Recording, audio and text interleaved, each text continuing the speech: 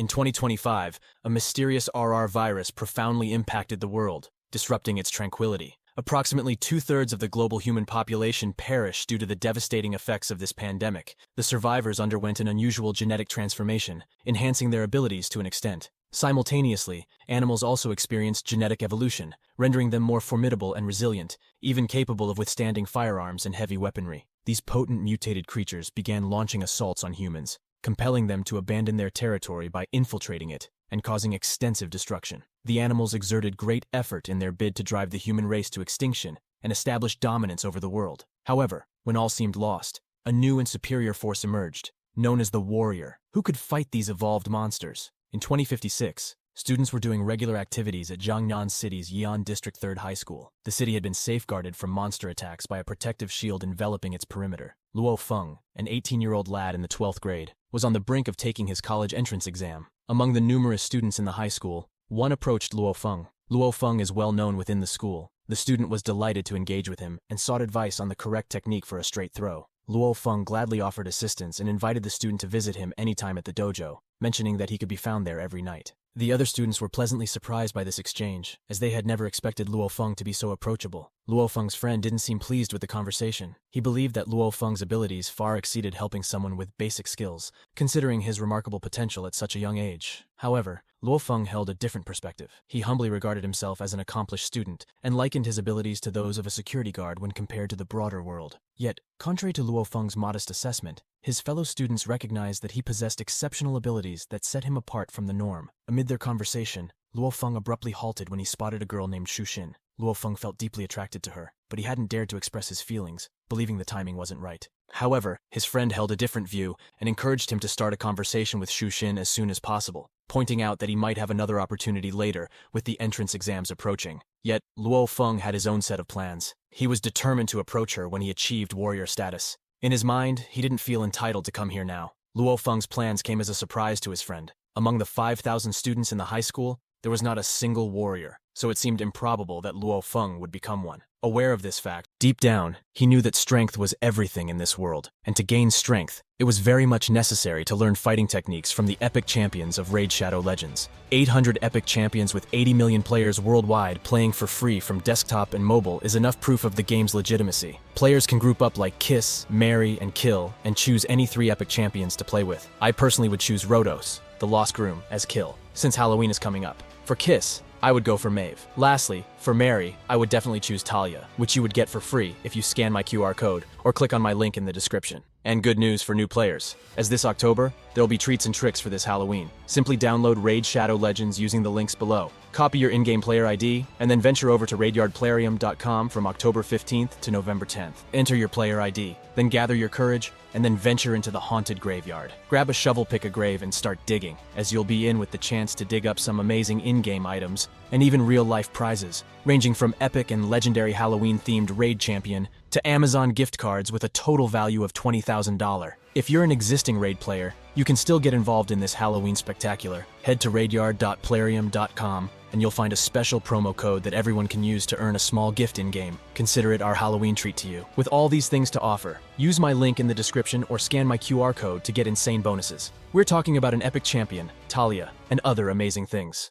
Luo Feng had always tried to suppress his feelings and push aside any thoughts of pursuing a relationship with Shu Xin. While conversing, they ran into a guy named Zhang Haobai and his group. Zhang appeared irritated, wondering why Luo Feng had crossed his path again before they settled their previous dispute. Luo Feng had the support of his friend, who defended him, asserting that the fault lay with Zhang Haobai. He reminded Zhang that he had ambushed Luo Feng with 3 others alone. This response infuriated Zhang Haobai, and he issued a stern warning, cautioning Luo Feng not to cross his path again or face dire consequences. However, Luo Feng stood firm and resolute, prepared to face whatever challenges lay ahead. Meanwhile, 2 students who were nearby commented on the situation. They noted that Luo Feng and Zhang Haobai were considered elite dojo students. However, they also observed that Zhang Haobai targeted and bullied other students due to his wealth. Luo Feng had taught him a lesson during their previous encounter, when Zhang attempted to attack him. Still, it was clear that Zhang Haobai eagerly awaited an opportunity to exact the revenge he had been seeking since that encounter. Suddenly, the students were jolted by an ear-piercing cawing sound,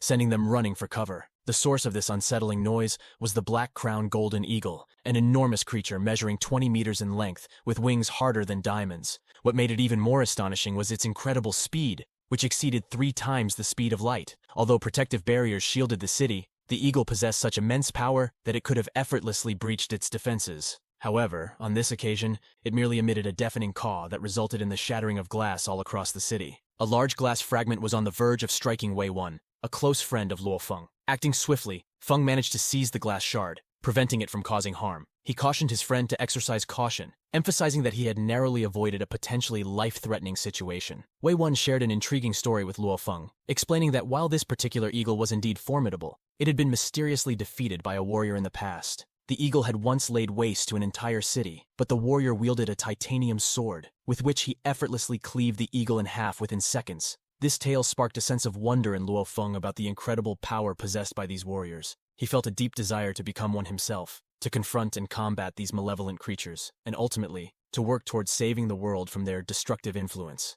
Luo Feng used to reside in a modest one-bedroom apartment with his parents and brother. To ensure everyone's comfort, his parents chose to sleep on the sofa, and the apartment had a constant musty odor due to the limited exposure to sunlight. Despite the apartment's simplicity, it provided safety and a cozy atmosphere, which brought happiness to Luo Feng. Upon returning home, Luo Feng found his mother busy in the kitchen, preparing a meal. She requested him to summon his brother, Luo Hua. Luo Hua had suffered a childhood accident, and due to financial constraints, his family couldn't afford the medical treatment needed to save his legs. Consequently, he spent his entire life in a wheelchair. However, Luo Hua remained home, engaging in self-directed research and study. Luo Feng wheeled his brother's wheelchair to the dinner table and inquired about his recent readings. As they sat at the dining table, he pondered the possibility of becoming a warrior and joining the military. Such a path could provide the means to secure a larger house for his family. His mother kindly offered him more food, understanding that he had an upcoming exam, but he declined. Instead, he insisted that his father should have more food due to the physical demands of his challenging job. Luo Feng began honing his abilities with the aspiration of becoming a warrior, believing that this path could alter his family's destiny. He possessed exceptional talents from the start,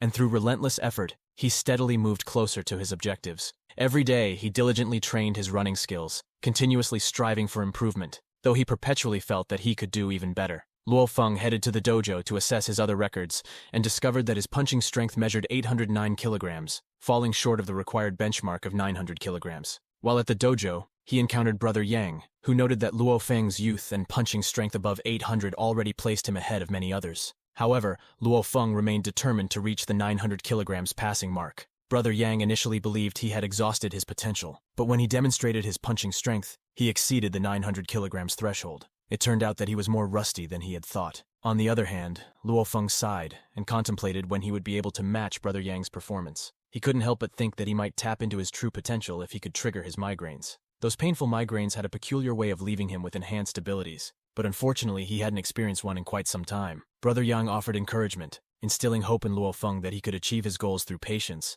and self-improvement. Then, he asked Luo Feng which path he would choose to become a warrior. After becoming a warrior, there were 4 potential paths to consider. Path 1, the safest option, entailed entering the military, where his family would receive substantial benefits from the government. Opting for Path 2 would involve working at the dojo, granting a bit more freedom but offering less safety. Path 3 presented the opportunity to work for financial groups or households as a bodyguard, or even an assassin. The final path, Path 4, required working as a mercenary, offering greater freedom, but coming with no safety net, as it was the riskiest option. Given Luo Feng's unwavering commitment to supporting his family, he dismissed the last 2 paths. He couldn't afford to put his life on the line when his family depended on him. Consequently, he harbored the aspiration of joining the military. But first, he had to pass the entrance exam to make his efforts meaningful. Luo Feng dedicated himself to diligent study and preparation for his entrance exams. He studied day and night in hopes of passing the exams. On the day of his final exam, he brimmed with confidence, believing he had performed admirably in his previous tests,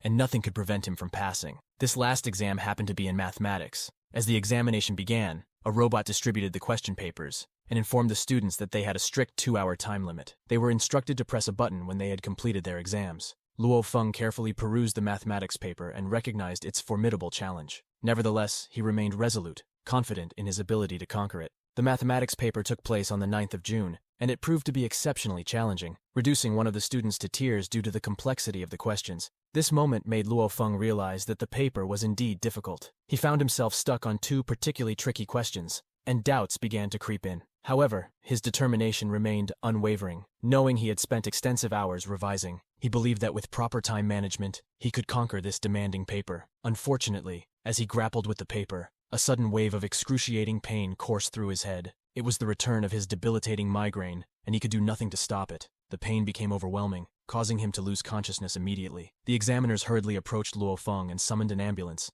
under the impression that he had fainted due to the stress of the exam. However, the situation was more complex than it appeared. Meanwhile, Zheng Haobai, who had a history of rivalry with Luo Feng from high school, couldn't hide his satisfaction at seeing Luo Feng collapse during the crucial examination. When Luo Feng regained consciousness, he was overwhelmed by disappointment, feeling like he had botched the exam. However, a friend by his side offered some encouragement, assuring him that he wouldn't fail, given the many questions he had already successfully answered. Despite his disappointment, Luo Feng held on to the hope that he still had a chance to pass the exam. On the 16th of June, the eagerly anticipated result day arrived, and Luo Feng anxiously wondered about his fate. He hastened to the result board, and upon checking, his heart sank. He had scored 557 marks, missing the passing threshold of 561 by just 4 marks. A profound sense of disappointment enveloped him, as he had fervently yearned to join the military, but had narrowly fallen short of his goal. Upon returning home, Luo Feng was greeted by his father, who had already seen the disappointing results on Luo Hua's computer. His father offered words of comfort,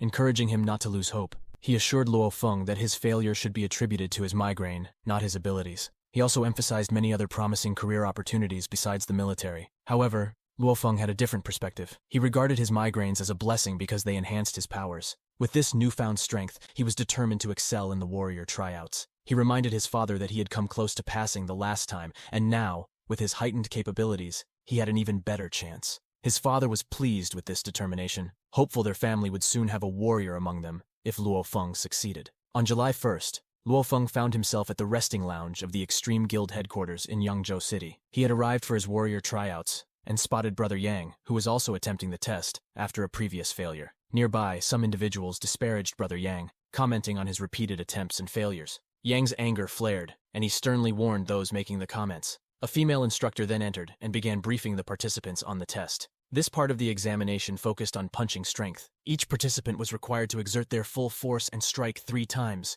with the highest score out of these attempts being considered for their result. The first participant stepped up, hitting only 886 kilograms, falling short of the passing mark set at 900 kilograms, and thus failing the test. Next up was Luo Feng. He delivered his punch, and to the astonishment of everyone, his score was an impressive 110 kilograms. This result shocked Brother Yang, as it exceeded even his best performance. Yang recalled seeing Luo Feng score less than 900 in their last encounter, and couldn't help but wonder what had caused this sudden surge in power. As Luo Feng demonstrated his remarkable strength, the guildmaster observed in amazement. It struck him that this young boy, at just 16 years old, possessed an astonishingly strong punch, a fact that took him by surprise. The following test focused on speed, with Brother Yang taking the lead. He passed the test with a time of 0.1 seconds, leaving him delighted with his performance. Then, it was Luo Feng's turn. He recorded an impressive speed of 28.6 meters per second. The guildmaster, aware of Feng's exceptional potential, wasn't amazed by the result, as he expected it from Luo Feng. However, he couldn't help but feel curious about how someone so young could possess such extraordinary power and speed. The third station of the test involved a reflex assessment.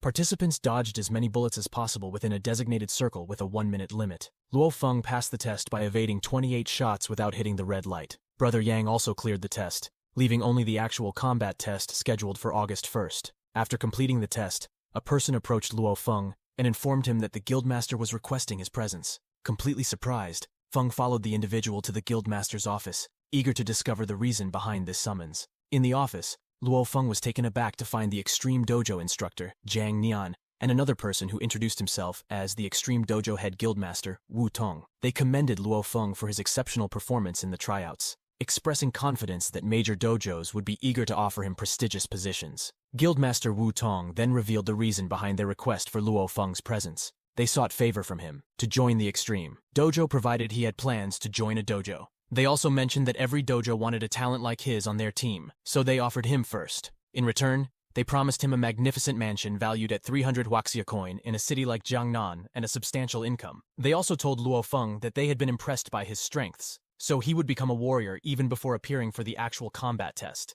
The test, every warrior had to pass the combat test before joining. Additionally, they assured Luo Feng that by joining the Extreme Dojo, he would gain access to advanced training materials that could propel him to become one of the world's top warriors. They advised him to set his sights higher to achieve significant success. The opportunity was huge for Luo Feng, so he agreed to join the Extreme Dojo instantly. Fueled by ambition, Luo Feng attempted to call his father to share the exciting news with his family. However, on the other end of the line, his father was unable to answer the call, but a piece of bad news from his father's side awaited him. While returning to the train, Luo Feng called his mother to share the good news about his successful warrior tryouts. He also asked about his father's whereabouts and learned that his dad had gone to the office. After ending the call, he contemplated how he could now provide a more comfortable home for his parents, who had been residing in their tiny one-bedroom apartment. Luo Feng checked his father's phone location and discovered that he was nearby. Determined to share the good news and surprise his father, he decided to make a stop and meet him personally. A few minutes ago, Mr. Luo had been diligently working at his workplace, which was Zhang Haobai's house. He and his co-workers were tasked with lifting a heavy cupboard,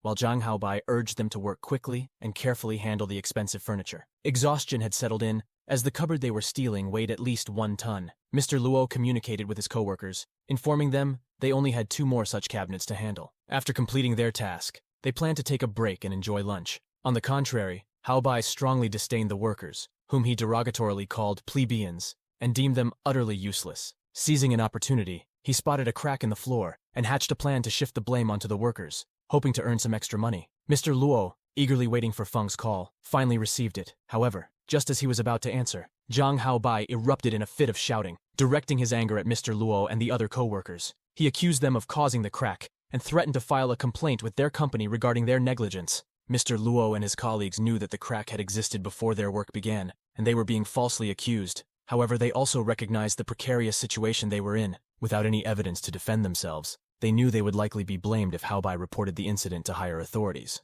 Furthermore, they might have to bear the financial burden of the client's loss. To resolve the situation, Mr. Luo urged Haobai to remain calm and suggested that they address the issue after completing the task of moving the cupboard. He hoped to reason with Haobai and find a solution together. However, Haobai refused, insisting they should not touch the cabinet further. He argued that the cupboard was positioned precisely over where the crack had formed, asserting that he didn't require any more evidence. Mr. Luo made another attempt to reason with Haobai, urging him to listen and maintain his composure. However, Haobai's anger escalated, violently pushing Mr. Luo to the ground. As Mr. Luo fell, his co-workers admonished Haobai for his aggressive behavior, emphasizing that such actions were unacceptable. In response, Haobai defended his actions, expressing his desire to physically confront them because, in his view, they were mere plebeians deserving of such treatment. He instructed his associate, Wang, to attack and teach them a lesson. Despite Mr. Luo's warnings, citing the violation of laws, Haobai, blinded by his pride and wealth, regarded them as insignificant and believed it was permissible to vent his stress by assaulting them. Consequently, his accomplices began to assault Mr. Luo and his co-worker. As Zhang Haobai and his group subjected Mr. Luo to torment, Luo Feng arrived on the scene, and his fury surged upon witnessing his father's dire state. However, Haobai reacted angrily to Feng's presence at his residence, accusing him of trespassing. Feng's anger overwhelmed him, and he ignored Haobai's accusations. Instead, he immediately began to confront Haobai's henchmen, unable to bear the sight of his father's suffering. Haobai, still seething with anger over Feng's perceived intrusion, was baffled by how Feng had entered his property and dared to strike his men. Feng quickly approached his father and inquired about his well-being. Before Mr. Luo could respond, he warned about one of Haobai's men preparing to attack Feng from behind. Reacting swiftly, Feng turned to face the assailant and deflected the attack with his fist, resulting in a broken wrist for the assailant. Haobai was left stunned by the turn of events, mainly because his men were elite dojo students, just like Luo Feng. He couldn't fathom how Feng had managed to break the assailant's wrist, and why their strengths were such a noticeable disparity. Now turning his attention to Zhang Haobai, Feng fixed him with a piercing, intense glare and uttered with unwavering resolve, "How dare you lay a hand on my father?" Filled with fear of Feng's overwhelming strength, Haobai pondered how to contend with all 3 of his men. As he contemplated this, Feng again demanded why Haobai had assaulted his father. Haobai, initially unaware of the situation, suddenly realized that one of the workers he had mistreated was Feng's father. This realization ignited Feng's anger even further. He warned Haobai, but the sign was brushed aside as Haobai attacked Feng, attempting to choke him. Gasping for air and struggling for his life, Haobai couldn't help but wonder why Feng possessed such immense power when they were both elite dojo students. Just as Feng was on the verge of choking him completely, the police arrived and intervened, instructing them to separate. The police suspected cases of assault and trespassing and were prepared to act. Haobai felt a tinge of fear, knowing that legal matters could escalate swiftly. Meanwhile, Feng contemplated who had called the police. Despite his concerns, he held onto the belief that as an aspiring warrior, police involvement in a matter involving a warrior might follow different rules. The inspector inquired if Feng was responsible for assaulting the security guards.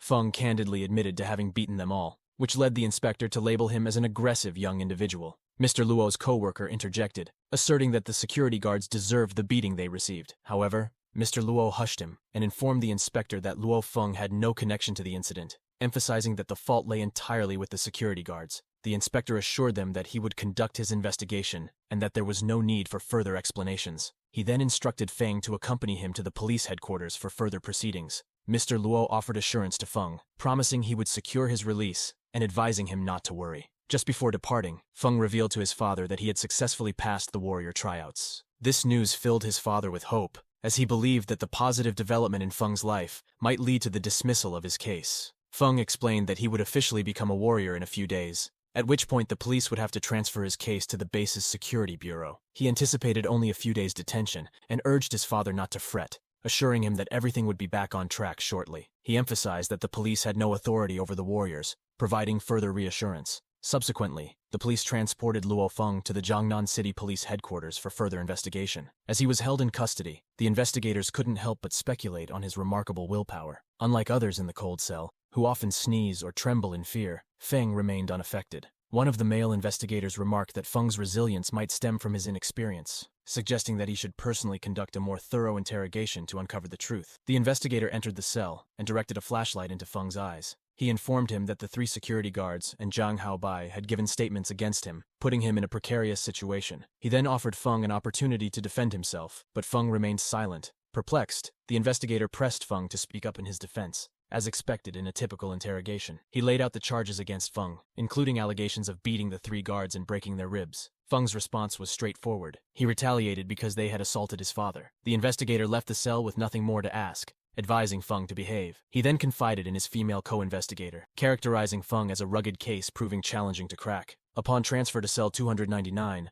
Luo Feng found himself among other prisoners, some of whom appeared dangerous. One of the bald prisoners approached Feng and requested that he massage his feet, since Feng seemed to be a first-timer and appeared innocent to the others. Feng complied with the request but gripped the man's leg tightly, causing him to scream in pain and beg for release. Feng taunted the bald man, remarking that he had never encountered someone of his size and suggesting that he would learn a lesson never to bully anyone again. The security guard in the cell informed the bald man, whom he referred to as Baldy Huang, that Feng had single-handedly defeated 4 elite students. This revelation instilled a sense of fear in the bald man as he began to realize the potential threat posed by Feng. Haunted by his previous defeat at Feng's hands, Haobai sought the assistance of brother Zhou at a club. He asked Zhou to arrange for individuals from the detention center to help him teach Feng a lesson. Zhou agreed, but emphasized that recruiting people inside the detention center would be challenging, requiring financial resources. Haobai, without hesitation, handed over 100,000 yuan to Zhou, as money was never a concern for him. He also promised another 100,000 yuan upon the successful completion of the task.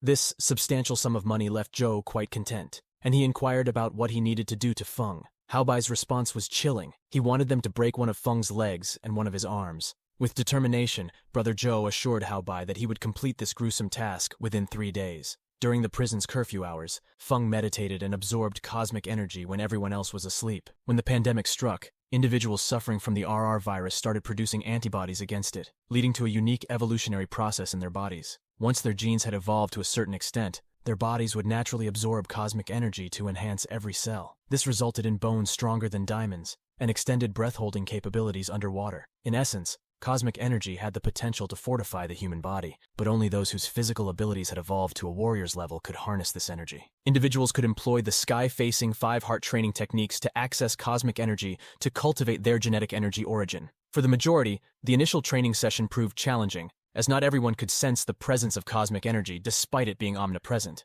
Only a fortunate few would experience this energy, even after their first attempt. Feng was determined to connect with the cosmic energy and devoted himself to training in the prison cell. Initially, he mistook the sound of a tap in his cell for the sensation of cosmic energy, which left him feeling disheartened. He yearned to experience cosmic energy as swiftly as a talented warrior might. Believing among the least talented individuals, Feng understood that he needed to discover and harness cosmic energy. With unwavering determination, he concentrated intensely on his efforts. He felt exhausted, struggling to muster any energy. The tryouts in his subsequent fight had left him thoroughly bare. However, he concentrated, and a sudden calmness washed over him, dispelling all his fatigue. This indicated that he had tapped into the cosmic energy. He sensed the energy flowing into his body cells, completely relieving him of fatigue. Luo Feng had never anticipated that he could perceive this energy under such challenging conditions when confined to a cell. The energy effortlessly coursed through his body, its flow swift and unencumbered. The cosmic energy absorbed the mitochondria inside the cells, resulting in a profound transformation of the entire cell.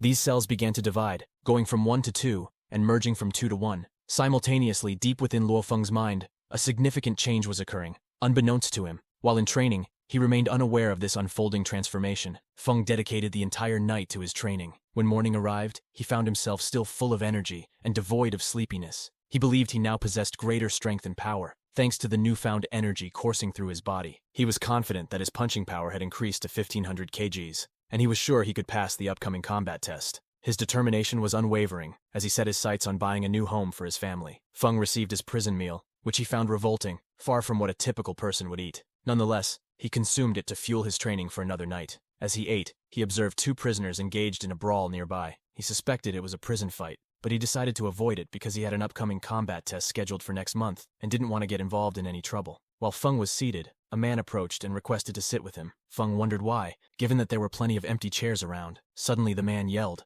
pointing at Feng, and a group of his friends gathered, advancing menacingly toward him. Feng realized they were after him, as they had been instructed to target Feng, and they had to cut his arms or legs and immobilize him to claim a reward for capturing his leg or arm. As the gang launched their assault, their leader issued a command, instructing them to specifically target breaking Feng's leg and arm, emphasizing that they were not to cause any lethal harm. They all launched an assault on Feng, and he quickly realized that they were all elite students possessing considerable power. During the attack, one of them hurled a blade at Feng, but he experienced no pain as the knife embedded itself in his muscles. The rest of the group joined in the assault. Feng didn't fear them, but was concerned about his upcoming test, realizing that these injuries could impact his abilities. One of the men wielded a knife and threw it towards Feng. Feng feared he couldn't evade the blade from such a distance. However, as the knife neared him, it inexplicably altered its trajectory, curving away from Feng and striking one of the attackers instead. A sudden force intervened, commanding everyone to drop to the ground. The attacker was bewildered by the unexpected change in his knife's trajectory, as it had never occurred before in all his years of using it. Meanwhile, Luo Feng once more endured a migraine, causing him to lose consciousness. Concerned, those present rushed to his side and quickly transported him to the emergency care unit. During this time, an explosion occurred deep within the recesses of Luo Feng's brain. The authorities at the Extreme Dojo were furious about one of their candidates ending up in the detention center. They were determined to transfer him to a nursing home promptly. Additionally, they were keen to closely monitor Zhou Huayang and Zheng Huobai, as their actions were causing problems for Luo, who had now become an Extreme Dojo candidate. Luo Feng awoke in a hospital bed and was greeted by unfamiliar sounds, such as the noise of a TV and distant voices. Initially, he believed the room was quite noisy, but as he regained his senses, he realized that the room was in fact empty, and the voices he heard were coming from afar. It dawned on him that his hearing had significantly improved, allowing him to listen from a distance. Recollections flooded back to him, the prison brawl in which he had been entangled, and his subsequent loss of consciousness due to a migraine. He couldn't help but wonder about the knife that had changed its course,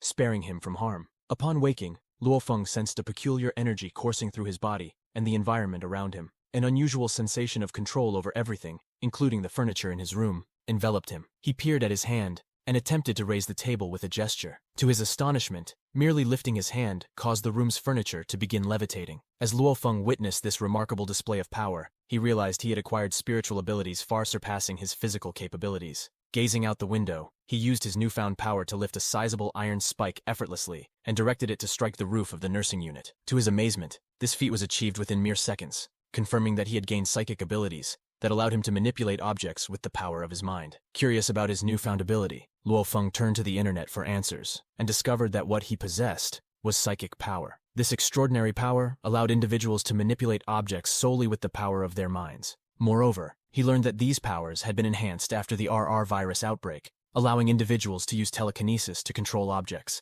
and float them at remarkable speeds, akin to armor-penetrating rounds. Additionally, those with these powers could alter the trajectory of swiftly moving objects at any given moment. The newfound knowledge filled Luo Feng with excitement, as he had encountered only one psychic in his entire life, and now he possessed these remarkable powers himself. However, he understood that facing formidable creatures like the Golden Eagle required more than psychic abilities. He was confident that numerous warriors were far mightier than him, including the one who had defeated the Golden Eagle. Among them, Flood and Thunder warriors stood out as the most powerful, unafraid of anyone, and known for their immense courage. In comparison, Luo Feng felt small and insignificant, even with his psychic powers. Yet this realization only fueled his determination to work tirelessly and become a great warrior. Feng became aware of his enhanced energy absorption capabilities and, in a sudden revelation, entered his subconscious mind. There, he encountered the cosmic energy orb responsible for his extraordinary powers. He believed that his migraines had been linked to these cosmic forces, and now that he had gained control over them, he anticipated that his migraines would gradually fade away. Additionally, he realized that during the brawl, the knife had altered its trajectory due to the influence of his cosmic energy and psychic power. Upon his return, Feng encountered a representative from the detention center and inquired about his current location. The representative informed him that he was at the military nursing unit and that they had been unaware of his affiliation with the Extreme Dojo. Now that they knew, they had no authority over Feng, and he was free to leave. This revelation shocked Feng, but he wasn't ready to return home yet. He had unresolved issues related to the brawl, and decided to press the representative for information about the person who had intended to harm him in the detention center. The representative hesitated, but Feng insisted on knowing the truth. He warned that if he didn't get the answers he sought, he would seek a warrant from the Military Investigation Bureau to conduct his inquiry into the matter. The representative reluctantly disclosed that the orchestrated attack had been masterminded by Zhang Haobai, with assistance from Zhou Huayang. They had instructed their associates to target Feng's arms or legs in an attempt to claim a reward. The representative advised Feng to report this incident to the military bureau, emphasizing that Zhang Haobai's actions constituted an assault on a warrior and needed to be addressed by the authorities. The representative issued a cautionary note to Feng, mentioning that Zhang Haobai's uncle was also a warrior. Legal action against Haobai could lead to a confrontation with his powerful uncle. Additionally, the representative suggested that Feng negotiate with the Zhang family to seek compensation to resolve the matter. With that, he concluded his remarks, returned Feng's belongings, and left. Luo Feng proceeded toward his home, and before departing, he called his father to reassure him that everything was all right. He explained that he had only received a short detention period, and they had released him. Furthermore, he excitedly shared that he now possessed incredible powers, believing no harm could ever befall him. Zhou Huayang confronted Zhang Haobai, his anger palpable as he demanded to know why Haobai hadn't disclosed that Feng was a warrior. He accused Haobai of intentionally putting him in a precarious situation and cursed him, suspecting that Haobai wanted him to get arrested by the security bureau. Haobai was taken aback upon learning that Feng was a warrior and inquired whether Huayang had mentioned his name to the investigators. In a fit of frustration, Huayang admitted that he had given information to the security bureau, leaving Haobai in shock. Haobai couldn't comprehend how Feng, who had only demonstrated a punching strength of 800 kg, had managed to pass the warrior test so swiftly. Overwhelmed by fear, Haobai rushed home, urgently seeking his father's help to avoid potential arrest. Luo Feng returned home and took his younger brother out into the sunlight. His brother inquired about when they would be moving to their new house,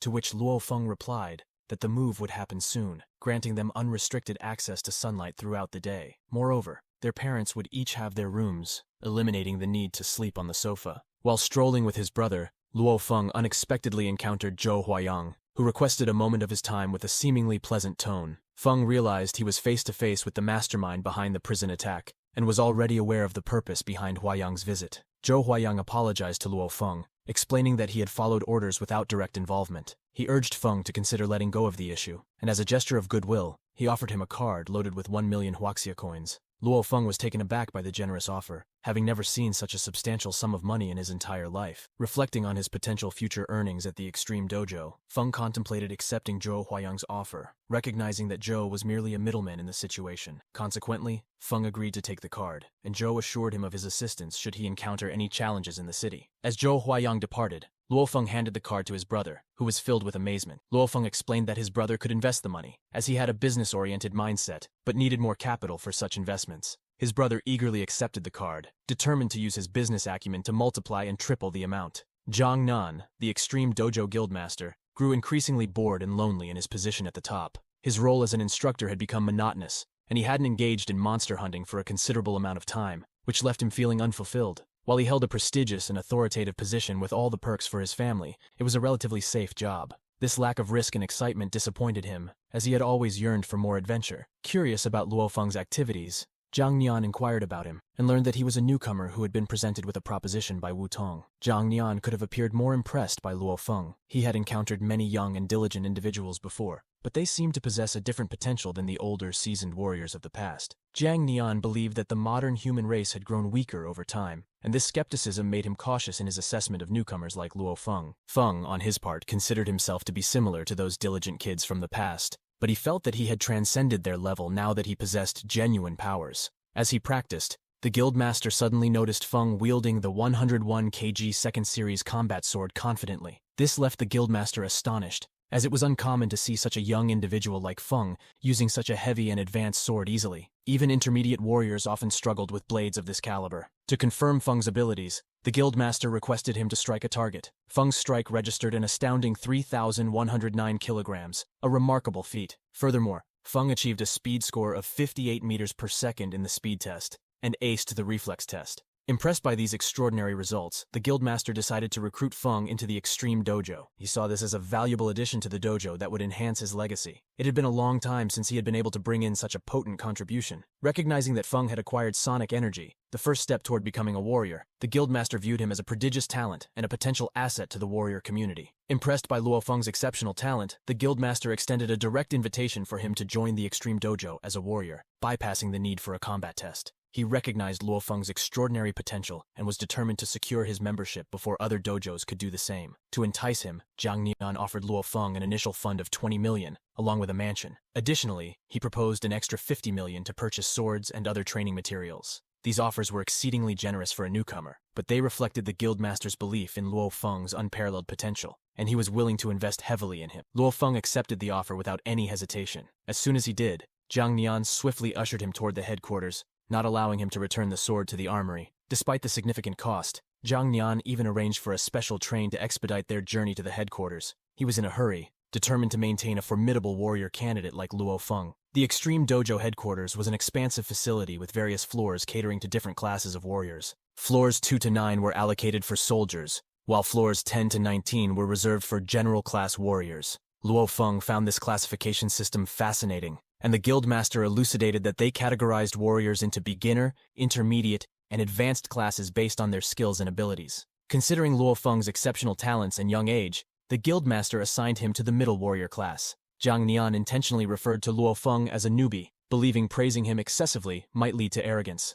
However, he noticed that Luo Feng took no offense to the term. Jiang Nian then asked Luo Feng to wait briefly and returned with the supervisor, who had heard about Luo Feng and was eager to assess his abilities personally. Luo Feng confidently performed the 3 tests before the supervisor, achieving identical impressive scores. His striking power measured 3,109 kilograms, his speed hit 58 meters per second, and he aced the reflex test. The supervisor expressed satisfaction with Luo Feng's performance and extended the offer to join the Extreme Dojo, to which Feng readily agreed. The supervisor reiterated the enticing package: a mansion in Yangzhou City, an initial fund of 20 million, and valuable skill scrolls like the Taoyin skill and attack skill scrolls, collectively worth over 50 million. However, as he listed these offers, the supervisor requested that the contract be amended to include a final clause. This amendment would grant Luo Feng access to any stance, Taoyin skill, and offensive skill scrolls worth 100 million for free. Remarkably, the supervisor offered to cover the additional expenses personally. The guildmaster was taken aback by this show of support from the supervisor, recognizing that the supervisor held Luo Feng in exceptionally high regard. The supervisor welcomed Luo Feng into the Extreme Dojo family and accommodated him in the warrior mansion. He explained that once Luo Feng officially became a warrior, he would gain access to the warrior network to purchase scrolls and vital training equipment. Before parting ways, the supervisor reminded Luo Feng of his name, Zhuge Tao, encouraging him to remember it. The guildmaster couldn't help but be astonished that the supervisor, Zhuge Tao, had revealed his name to Luo Feng. It was rare, as the guildmaster had never disclosed his character to anyone. This gesture indicated that Zhuge Tao held Luo Feng in exceptionally high regard. The guildmaster also conveyed this sentiment to Luo Feng, emphasizing that Zhuge Tao held a significant position as the second-in-command to the president of the Jiangnan Extreme Guild. Under the president's authority, Zhuge Tao wielded considerable power and influence. Furthermore, Zhuge Tao was an advanced general-class warrior with the backing of the highest-class war masters, solidifying his status within the martial community. The guildmaster, after sharing all this information with Luo Feng, began to have reservations, fearing that all the attention and power could potentially make the young recruit arrogant, as it often happened with youthful minds when they gained newfound abilities. So he advised Luo Feng to remain humble and continue honing his abilities despite his remarkable talents. Luo Feng, however, welcomed this advice and reassured the guildmaster that his primary goal was to work diligently and provide for his family. He pledged not to become arrogant or misuse his newfound powers as long as he stayed true to this purpose. This statement greatly impressed the guildmaster, who recognized that Luo Feng possessed humility and a mature mindset alongside his incredible abilities. The guildmaster strongly believed that Luo Feng was akin to a blazing fire, and with his exceptional powers, he would soon prove himself to be a remarkable warrior. With only a few days remaining before the combat test, the guildmaster was excited and eager to witness how Luo Feng would perform in the upcoming trial. Mr. Luo and his friends had been working hard in the Na'an district, but as they aged, their bodies began to show signs of wear and tear. The daily lifting of heavy objects had taken a toll on their physical health, causing their bodies to ache. Financial constraints made it difficult for his friend to visit the doctor frequently. Recognizing the need for rest, Mr. Luo suggested that his friend take a break from their strenuous labor. He too was exhausted from the demanding work and longed for some respite. He struggled to make it home with his aching body. Upon arriving home, Mr. Luo was greeted by an unexpected sight, a grand feast on the dining table. He was puzzled and inquired about the occasion. His wife shared the astonishing news that Luo Feng had become a warrior and had already signed the contract. This revelation shocked Mr. Luo, as Feng had not yet taken his combat test. To reassure his father, Feng displayed the contract and the initial sum of 20 million, which left Mr. Luo astounded. He was shocked and confused, knowing that newbie warriors typically received around 1 million as their initial fund. However, learning that Feng's exceptional talents had led to this extraordinary offer filled Mr. Luo with immense pride and joy. Luo Feng excitedly shared with his father that they would soon be moving into their spacious mansion, which boasted large windows and plenty of rooms for them to live freely. He reassured his dad that he wouldn't have to wear his work uniform anymore, as they no longer needed him to toil hard for meager wages. Mr. Luo was overjoyed by the news. Never having imagined that he would one day live in a mansion, he eagerly anticipated the moment he could shed his work uniform for good. Luo Feng, too, was filled with happiness, knowing that he could provide a mansion for his parents, who had always worked tirelessly for their children's well-being. His father had worked hard to provide for them, resulting in back and hip aches. At the same time, his mother had tirelessly managed all the household chores. She even sacrificed her comfort by sleeping on the sofa so that her children could sleep in beds. All that was about to change as they prepared to move into their grand mansion the following day. The following day, as they began the process of moving, the neighborhood was taken aback and approached Luo Feng's parents with curiosity. Beaming with pride, the parents shared the news that their son had become a warrior and they were relocating to their mansion. The entire neighborhood was filled with pride and admiration for Luo Feng and his family, bidding them farewell with warm wishes. Feng also had a chance to meet his friend Wen during the move. He assured Wen that he could contact him whenever he needed assistance. Wen was incredibly proud of his friend's accomplishments, having always believed in him. He promised to visit Feng in his mansion, eagerly looking forward to seeing such a grand residence for the first time. Luo Feng and his family successfully moved into their grand mansion in the Manhua district, assisted by professional movers. The estate featured 3 floors and a basement, situated in a tranquil and peaceful environment. The 3rd floor boasted a spacious terrace, and the house was adorned with numerous windows, allowing ample sunlight to fill the rooms. The house had a total floor area of around 500 square meters. When factoring in the basement and terrace, it expanded to approximately 800 square meters, a vast improvement compared to their previous living arrangement in a 36 square meter house. On the night of July 31st, inside mansion number 199, Luo Feng dedicated himself to practicing his telekinesis skills. He soon discovered that he could only control up to 2 objects simultaneously, and if he attempted to control 5 things, his power would significantly diminish. With the upcoming combat test the next day, he aimed to get a good night's sleep and be well prepared. On the day of the test, all the candidates traveled together in a coach, where they were presented with introductions to various organizations they could potentially join once they became warriors. The first organization introduced itself as the HR Alliance, claiming to be the world's most influential and wealthiest group with the most significant number of warriors. The organization was also known as the Underground Alliance, and they extended a warm welcome to the warriors, emphasizing the considerable trade benefits they offered to potential members. Brother Yang was also present at the gathering and informed Feng that this organization possessed immense wealth, equivalent to an entire country's government. In the wake of the Great Nirvana era and the invasion of monsters, many smaller nations had been wiped out while the larger ones struggled to survive. Governments with substantial military power wielded significant influence and control. At a certain point in history, the world's oldest and most potent households had grown apprehensive that the state might dominate them. To counter this, they established the HR Alliance, the Human Rights Alliance, to safeguard their interests and preserve their autonomy. The next presenter was the vice chief of the Jiangnan City-based Security Bureau, who emphasized that the military represented one of the most formidable powers in the Huaxia state. Those who joined the military could expect to receive any support they required. Following that, Supervisor Wang from the Thunder Guild took the stage to introduce his guild. He mentioned that the Thunder Guild had been founded by one of the most formidable warriors, Thunder himself, and the organization had numerous branches. Lastly, Zhu Ge represented the Extreme Dojo Guild, founded by the world's most powerful individual, which boasted many of the strongest warriors. After these introductions,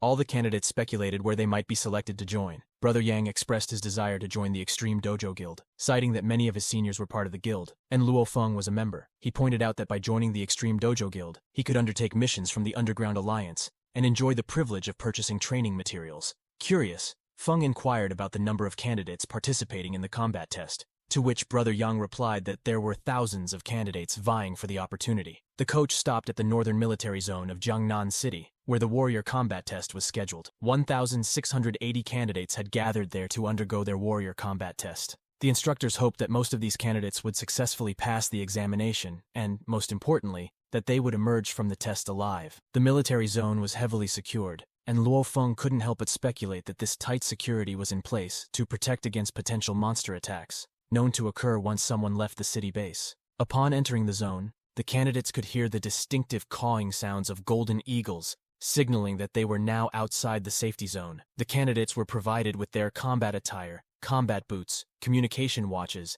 and hexagonal shields as part of their gear for the combat test. Luo Feng, however, made a surprising request for a 98-kilogram special combat sword, leaving the other candidates astonished. They couldn't comprehend why he had chosen such a hefty sword for the test, and considered his decision rather unconventional. The candidates were highly impressed with the quality of their combat attire, believing that it was so durable that even a level H monster would struggle to tear it apart. They found the gear provided for the test significantly superior to what they were accustomed to receiving in the city. While the candidates were discussing, Luo Feng received a summons to the military zone's war room, where representatives from various organizations had gathered. The supervisor from the Extreme Dojo introduced Feng to the others present. A representative from the Thunder Dojo commented that he didn't find anything extraordinary about Feng, mentioning that their dojo had two geniuses of similar caliber. The Thunder Dojo representative introduced Wan Dong, who possessed a punching strength of 3,000 kilograms, and Ma Xiao, an expert in wielding various firearms. He acknowledged that Wan Dong shared similar abilities with Luo Feng, but emphasized that the situation would differ when they ventured onto the battlefield. Wan Dong challenged Luo Feng, claiming that he would achieve the highest score by the end of the day. However, Luo Feng declined the challenge, expressing disinterest. The Thunder Dojo supervisor found Luo Feng's composure remarkable and jokingly suggested that he join their dojo. The Extreme Dojo supervisor, on the other hand, advised Feng to begin preparing for the upcoming test, as it was rapidly approaching. The guildmaster guided Feng about the test zone, explaining that it was teeming with H-level monsters. These monsters could be defeated by novice warriors who lacked intelligence but possessed a strong bloodlust, making them highly aggressive. He stressed that the combat test differed significantly from the warrior tryouts because candidates had to confront actual monsters, a challenge that only some humans had the potential to face due to its demanding nature. The guildmaster also noted that while the test area would be guarded, the aggressiveness of the monsters meant that injuries and even deaths were not uncommon during combat tests. The combat test was scheduled to begin at 6:30 in the evening and end at 6:30 in the morning. Candidates earned 1 point for every monster they killed, and they had to provide proof by cutting off their left ear. Deliberately harming fellow candidates would result in the death penalty. Based on their scores, only the top 60% of candidates would qualify to become warriors, leaving a 40% failure rate. Typically, those who killed 3 monsters would be considered to have passed, while those who killed 2 could still pass if they were fortunate. In cases where candidates had the same number of kills, the selection would be based on the number of injuries sustained. If a candidate suffered severe injuries, they could call for help, but their test would fail. As the test hour approached, all the candidates entered the test zone. Luo Feng remembered that the monsters were divided into 3 classes, similar to the warrior levels. Only H-level monsters were roughly equivalent in power to beginner soldier warriors in this test zone. He knew that his area was known for the speedy shadow cat monsters, the defensively robust iron fur wild boars, and the deadly Tibetan mastiffs, which belonged to the dog family and were strong and agile. Luo Feng soon encountered an iron fur wild boar, marking his first face-to-face encounter with an absolute monster. Until now, he had only heard about monsters in stories. As the wild boar approached him, Luo Feng raised his sword and swiftly killed the creature with a single blow. Having successfully killed the monster, Luo Feng took a moment to reflect on the encounter. He realized that this experience would be valuable for him, as he knew he would encounter many more monsters in the future. He needed to identify and address his weaknesses to become a more effective warrior. A short while later, Luo Feng's senses were pricked by a low, ominous growl that set his nerves on edge. Whipping around, he quickly identified the source, a level H monster known as the Shadow Cat. Renowned for its exceptional speed, he realized he had to tread carefully, fully aware that this adversary could strike with lightning swiftness. As expected, the Shadow Cat lunged at him with remarkable agility. However, Luo Feng had prepared himself for this moment. Swiftly, he raised his shield in a defensive maneuver, deflecting the cat's attack, and promptly struck it down with his trusty sword. With the cat defeated, he took a moment to tally his victories. This marked the 5th monster he had beaten on his journey thus far. After dispatching the Shadow Cat, Luo Feng made a calculated decision. He carefully sliced off one of the cat's ears as a memento of the encounter. Reflecting on the cat's incredible speed, he surmised that it must have moved at a staggering rate, perhaps around 40 meters per second. He acknowledged that confronting a creature with astounding speed could be a formidable challenge for an average warrior. Nevertheless, he remained confident in his abilities, recognizing that he surpassed the H-level monster in skill and prowess. He reasoned that it would be unwise to squander his time and energy on dispatching these creatures solely to accumulate points. With a strategic mindset, Luo Feng devised a plan to hone his abilities further. He resolved to use his psychic prowess to temporarily reduce his powers, leveling the playing field with these monsters. This way, he believed, he could engage in a fair fight and gain invaluable insights into his capabilities. His plan involved limiting himself to a punching strength equivalent to 1,000 kilograms and a speed capped at 30 meters per second. This approach, he believed, would enable him to engage in genuine combat situations, providing an opportunity to refine his swordsmanship and enhance his combat skills. Luo Feng recognized the long-term benefits of his training regimen. He understood that he would only sometimes face adversaries of lesser strength in future endeavors. Therefore, he needed to prepare himself for encounters with formidable opponents. By deliberately challenging himself against these weaker foes and restricting his powers, he aimed to build the skills and resilience necessary to confront more powerful adversaries down the road. This strategic approach would help him become a more versatile and capable warrior. Wan Dong, having already dispatched 15 monsters himself, couldn't help but ponder how many foes Luo Feng might have defeated at this point. However, his thoughts were abruptly interrupted as he spotted Luo Feng embroiled in a fierce battle against not one, but two formidable Tibetan mastiffs simultaneously. The unexpected sight left Wan Dong utterly flabbergasted, for he knew they possessed identical powers and abilities. It was baffling to witness Luo Feng struggling against these H-level monsters, raising questions about what could be causing his uncharacteristic difficulties in this fight. Locked in a grueling battle against the two formidable Tibetan mastiffs, Luo Feng was panting heavily, his strength waning as he fought. To his surprise, Wan Dong approached and asked, "How much longer do you need to finish off these ordinary monsters?" Wan Dong's words conveyed a profound disappointment, as he couldn't fathom why Luo Feng was struggling against what should have been straightforward adversaries. The criticism hung in the air, amplifying the pressure on Luo Feng to overcome his current predicament. As Wan Dong voiced his disappointment, Luo Feng absorbed the criticism and channeled it into a surge of determination. In a flash, he dispatched both Tibetan mastiffs with his sword, a feat that left Wan Dong momentarily incredulous. He couldn't believe his eyes, witnessing the sudden acceleration of Feng's sword skills. However, Luo Feng abandoned the plan despite initially intending to practice his swordsmanship further. He didn't want Wan Dong to observe his training and potentially discern the extent of his true abilities. The test zone proved to be an unforgiving trial for ordinary candidates. Amid the arduous challenges, one candidate was attacked by a relentless boar. Desperate for assistance, he quickly pressed the button to call for help. The guardians swiftly intervened, rescuing him from the clutches of the boar. However, their verdict was clear: he had failed the test. Yet despite his failure, the candidate couldn't help but wear a relieved smile. Survival had been his primary objective, and in that regard he had succeeded. The weight of the failed test was a small price for the gift of continued life. Within the group of candidates, a wide range of emotions and reactions unfolded as they confronted the challenges of the test. After successfully eliminating his first monster, one candidate couldn't help but tremble with the intensity of the experience. The gravity of taking a life weighed heavily upon him. Conversely, another candidate appeared to be consumed by the thrill of the hunt. With almost maniacal laughter, this individual embraced the act of slaying monsters and found the process strangely addictive, forging ahead with ruthless determination. As the authorities closely monitored the candidates through the surveillance cameras, two familiar faces, Iron Monkey and Mr. Wang, Thunder Dojo supervisors, watched with a mix of nostalgia and reflection. Seeing these young candidates in the throes of their trials brought back memories of their youthful days. They couldn't help but acknowledge the fleeting nature of time and how swiftly youth gives way to aging. The realization struck them that,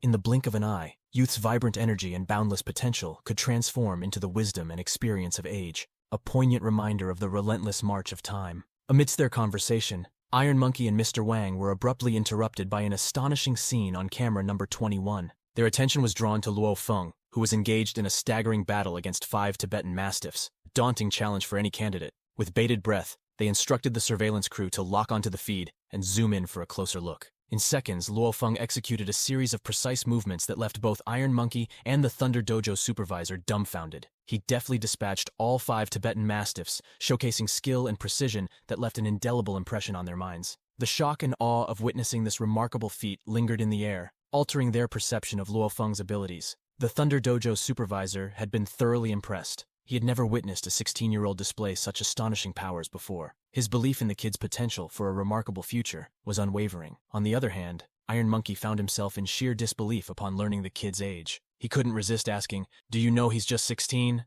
With confidence in his voice, the kid replied, affirming that he was well aware that this young prodigy was none other than Luo Feng, whom the Extreme Dojo had already chosen. Meanwhile, Mr. Wang regretted that the Extreme Dojo had secured the talented youngster. However, hidden beneath his regretful demeanor, he harbored secret intentions. He revealed his plan to steal Luo Feng from the Extreme Dojo, determined to keep them from having the young prodigy so quickly. On the flip side, Luo Feng embarked on a quest to locate 7 Tibetan Mastiffs to defeat them simultaneously. After a diligent search, he eventually stumbled upon a group of 7 of these formidable dogs, and without hesitation, he issued a direct challenge, beckoning them to attack him. Without hesitation, all 7 Tibetan Mastiffs lunged at Luo Feng at once. His remarkable speed in the initial moments enabled him to dispatch 3 of them swiftly. However, the agility of one Mastiff caught him off guard, forcing Luo Feng to deploy his shield to shield himself from the oncoming attack. This experience served as a stark reminder to Luo Feng that the precision stance wasn't as straightforward as he had initially believed. The necessity of resorting to his psychic powers to reinforce his shield against the fierce Mastiff attack made him acutely aware of the danger he had faced.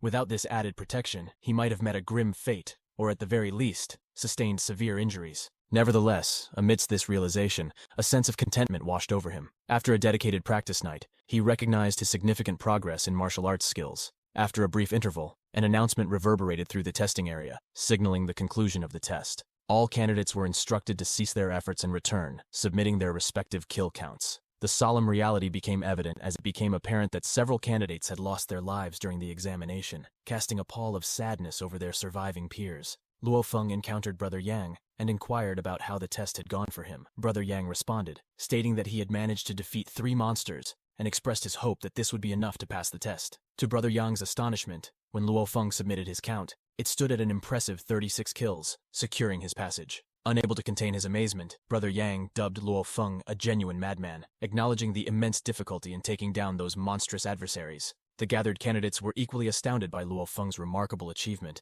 given the widely held belief that the Shadow Cat's speed and the formidable Tibetan Mastiffs posed daunting challenges. Intrigued, they couldn't resist inquiring about his secret to accumulating 36 kills. In response, Luo Feng humbly downplayed his accomplishment, suggesting that perhaps luck had played a significant role in his success. Soon it was Wan Dong's turn to present his kill count. He appeared like a terrifying figure, drenched in blood, as he submitted the collection of left ears from his vanquished foes. His astonishing total kill count stood at 51, earning him a passage with ease. Spectators couldn't help but conclude that Wan Dong's strength surpassed Luo Feng's. However, Luo Feng's perspective differed from the rest. To him, the count of kills held less significance than the valuable lessons and growth he had gained from this rigorous combat test. As the kill count continued, the authorities efficiently organized the process. Those who had successfully passed were directed to proceed to the resting lounge, while those who had not yet submitted their counts were kindly requested to form a line, ensuring a smooth and orderly procedure. Just as Luo Feng was about to head towards the resting area, he was approached by a man who conveyed a message from his friend, requesting a meeting with Luo Feng. Curiosity piqued. Luo Feng followed the man, who led him to none other than Wang, the Thunder Dojo supervisor. The supervisor introduced himself as Wang Heng, stating his role as the Thunder Dojo supervisor. In response, Luo Feng nodded, recalling their previous encounter. Heng courteously invited him to take a seat and, feeling intrigued, Luo Feng couldn't resist asking what had earned him the honor of this meeting. Wang Heng began by revealing that he had undertaken a thorough background check on Luo Feng. He had learned that Luo Feng's father worked as a modest renovation worker, while his mother labored in a supermarket. The Luo family had limited financial resources and maintained a relatively ordinary background. However, what truly impressed Wang Heng was that despite these humble beginnings, Luo Feng had achieved the status of a warrior at 18. This accomplishment had not gone unnoticed by the Thunder Dojo supervisor. Expressing his gratitude, Luo Feng couldn't help but reflect on his immense effort to reach his current position. He thought to himself, if only the supervisor knew. However, Wang Heng continued, acknowledging Luo Feng's talents and extending a surprising offer. He expressed his desire to invite Luo Feng to join the Thunder Dojo. Perplexed by this unexpected proposition, Luo Feng was in a dilemma, as he had already committed to a contract with the Extreme Dojo. Wang Heng responded, downplaying the significance of the contract with the Extreme Dojo. He explained that by the laws, breaking such a contract would merely require payment of a relatively modest sum, amounting to 3 million. Heng offered to cover this amount on Luo Feng's behalf, to sweeten the deal further if he chose to break the contract with the Extreme Dojo and align himself with the Thunder Dojo. In addition to the financial assistance, Wang Heng made another enticing promise. He asserted that if Luo Feng were to join the Thunder Dojo, he would grant him access to special class training at their headquarters. To provide an added level of assurance, Heng assured Luo Feng that this commitment would be included as a clause in his contract. Wang Heng emphasized the exceptional nature of the training opportunity at the Thunder Dojo's headquarters. He revealed that only a select group of 10 fortunate warriors worldwide were granted this privilege annually. In the current year, only 3 of their warriors had managed to secure this coveted chance, with the 4th spot reserved for Luo Feng should he accept the offer. To make the prospect even more alluring, Hung disclosed that joining the Thunder Dojo would afford Luo Feng the golden opportunity to receive guidance and insights from the renowned and legendary Thunder Master, a privilege few could even dream of. Wang Hung extended a warm and sincere welcome to Luo Feng, who was eager to have him join the Thunder Dojo. However, much to Wang Heng's surprise, Luo Feng firmly declined the generous offer. Luo Feng explained that he had already committed to a contract with the Extreme Dojo and held steadfastly to his principles of loyalty and honor. Despite Wang Heng's suggestion that Luo Feng take some time to contemplate the offer, Luo Feng remained resolute, firmly responding with a decisive no. He expressed his deep appreciation for the incredible opportunity, but ultimately chose to stay true to his prior commitment. With their conversation concluded, Luo Feng requested Wang Heng's permission to depart, which was readily granted. Wang Heng assured him that should he ever have a change of heart, the doors of the Thunder Dojo would always be open for him. Luo Feng left, expressing his gratitude. After Luo Feng's departure, Wang Heng couldn't help but reflect on losing another promising talent to the Extreme Dojo. This realization prompted him to call for Wan Dong, likely with further plans or discussions in mind. Wang Heng began a conversation with Wan Dong by remarking that he still found Luo Feng to be the stronger of the two, despite Wan Dong's higher kill count in the recent test. This statement surprised Wan Dong, as he believed his performance should have indicated otherwise. However, Wang Heng quickly challenged any doubts Wan Dong might have had by asking if he was questioning the judgment of his supervisor. This prompted Wan Dong to reconsider his initial disbelief, realizing that the supervisor's words likely carried significant insight and merit. Expanding on his assessment, Wang Heng pointed out that Wan Dong possessed comparable abilities to Luo Feng. However, he emphasized that in a head-to-head battle, Wan Dong would likely come up short against Luo Feng, even if Luo Feng had to face 3 opponents of Wan Dong's caliber simultaneously. This revelation left Wan Dong disheartened, as he had dedicated himself to rigorous training and continuous improvement, hoping to bridge the gap and surpass his peers. Wang Heng offered Wan Dong valuable advice, encouraging him to diligently work on improving his abilities and surpass Luo Feng, no matter what it took. He shared his wisdom, mentioning that while he had witnessed many warriors rise to greatness, he had also seen many fall by the wayside. Wang Heng stressed that these suggestions weren't a declaration of Wan Dong's weakness. Instead, they signified the start of his warrior journey, with Luo Feng as his inaugural rival. With heartfelt optimism, Wang Heng expressed his hope that one day Wan Dong would ascend to the position of a true Waz master, making him proud. Fueled by determination, Wan Dong vowed to one day achieve that goal and make his supervisor proud. Their shared decision and mentor-student bond set them on a path of growth and ambition. While Luo Feng was engrossed in the combat test, his family anxiously waited by the phone, eager for news of the results. His father, mother, brother, and Uncle Wang all shared concerns about when the test would conclude and their beloved Feng's well-being. Luo Feng's mother had researched online and discovered that the test took time, despite Feng's assurances. Uncle Wang chimed in, explaining that the test might seem dangerous to ordinary individuals, but it posed no real threat to warriors. He added that the trial had a mere 3 to 4% death rate and an 8% injury rate. Hearing these statistics, Luo Feng's mother couldn't help but feel a sense of unease and fear for her son's safety. She clung to the hope that he would emerge from the test unscathed. Uncle Wang offered comforting words, assuring Luo Feng's mother that her son would be fine. At that very moment, the phone rang, and it was Luo Feng calling. He shared the excellent news with his family, explaining that he had passed the test with flying colors. He excitedly informed his mother to prepare a lavish meal for his return that night. Relief and joy swept over the entire family upon hearing the good tidings. As night fell, Luo Feng returned home to a warm and triumphant welcome. His family greeted him with open arms and presented him with a magnificent feast to celebrate his success. Later that night, Luo Feng returned to his training room in Mansion 199. He unlocked the door to his extreme room with a simple fingerprint scan. Inside, an AI assistant assigned to him by Mr. Zhuge greeted him warmly. The AI assistant promptly provided Luo Feng with his initial 20 million funds and a staggering 100 million shopping credit to be used at the Extreme Shopping Mall. Luo Feng couldn't help but marvel at the immense credit amount. It was abundantly clear that this generous allowance would enable him to acquire whatever he needed to further his training journey. The AI assistant gave Luo Feng valuable information about making the most of his substantial shopping credit. It explained that he could use the credit to acquire equipment and hire a teacher for specialized training sessions. Additionally, the AI assistant pointed out that if he accumulated contribution points, he could enjoy these perks at half the usual cost. To earn contribution points, the AI assistant outlined 2 primary methods. Luo Feng could either accumulate them by defeating monsters or contribute by donating 10,000 Huaxia coin. These options gave him flexibility in acquiring the necessary points to enhance his training journey. Luo Feng learned that donating 10,000 Huaxia coin would only yield him a single contribution point, which seemed relatively meager. The AI assistant recommended that the most efficient way to accumulate contribution points was indeed by defeating monsters. She also mentioned that the home of Extreme offered a wide array of features and opportunities for exploration. The AI assistant assured Luo Feng that he could explore these features at his own pace, but readily seek her guidance if he had questions or needed assistance. She pledged to provide answers to the best of her abilities, ensuring he had all the information he needed. Inquisitive, Luo Feng inquired about psychics, and the AI assistant explained that psychics constituted the most formidable faction among warriors. She revealed that these individuals had once been ordinary warriors before attaining their psychic abilities, signifying this group's tremendous power and prestige. Expanding on her explanation, the AI assistant emphasized the transformative nature of psychic abilities, taking warriors to an entirely new level of power. She illustrated this with an example, pointing out that if a warrior possessed the physical capabilities of an intermediate soldier,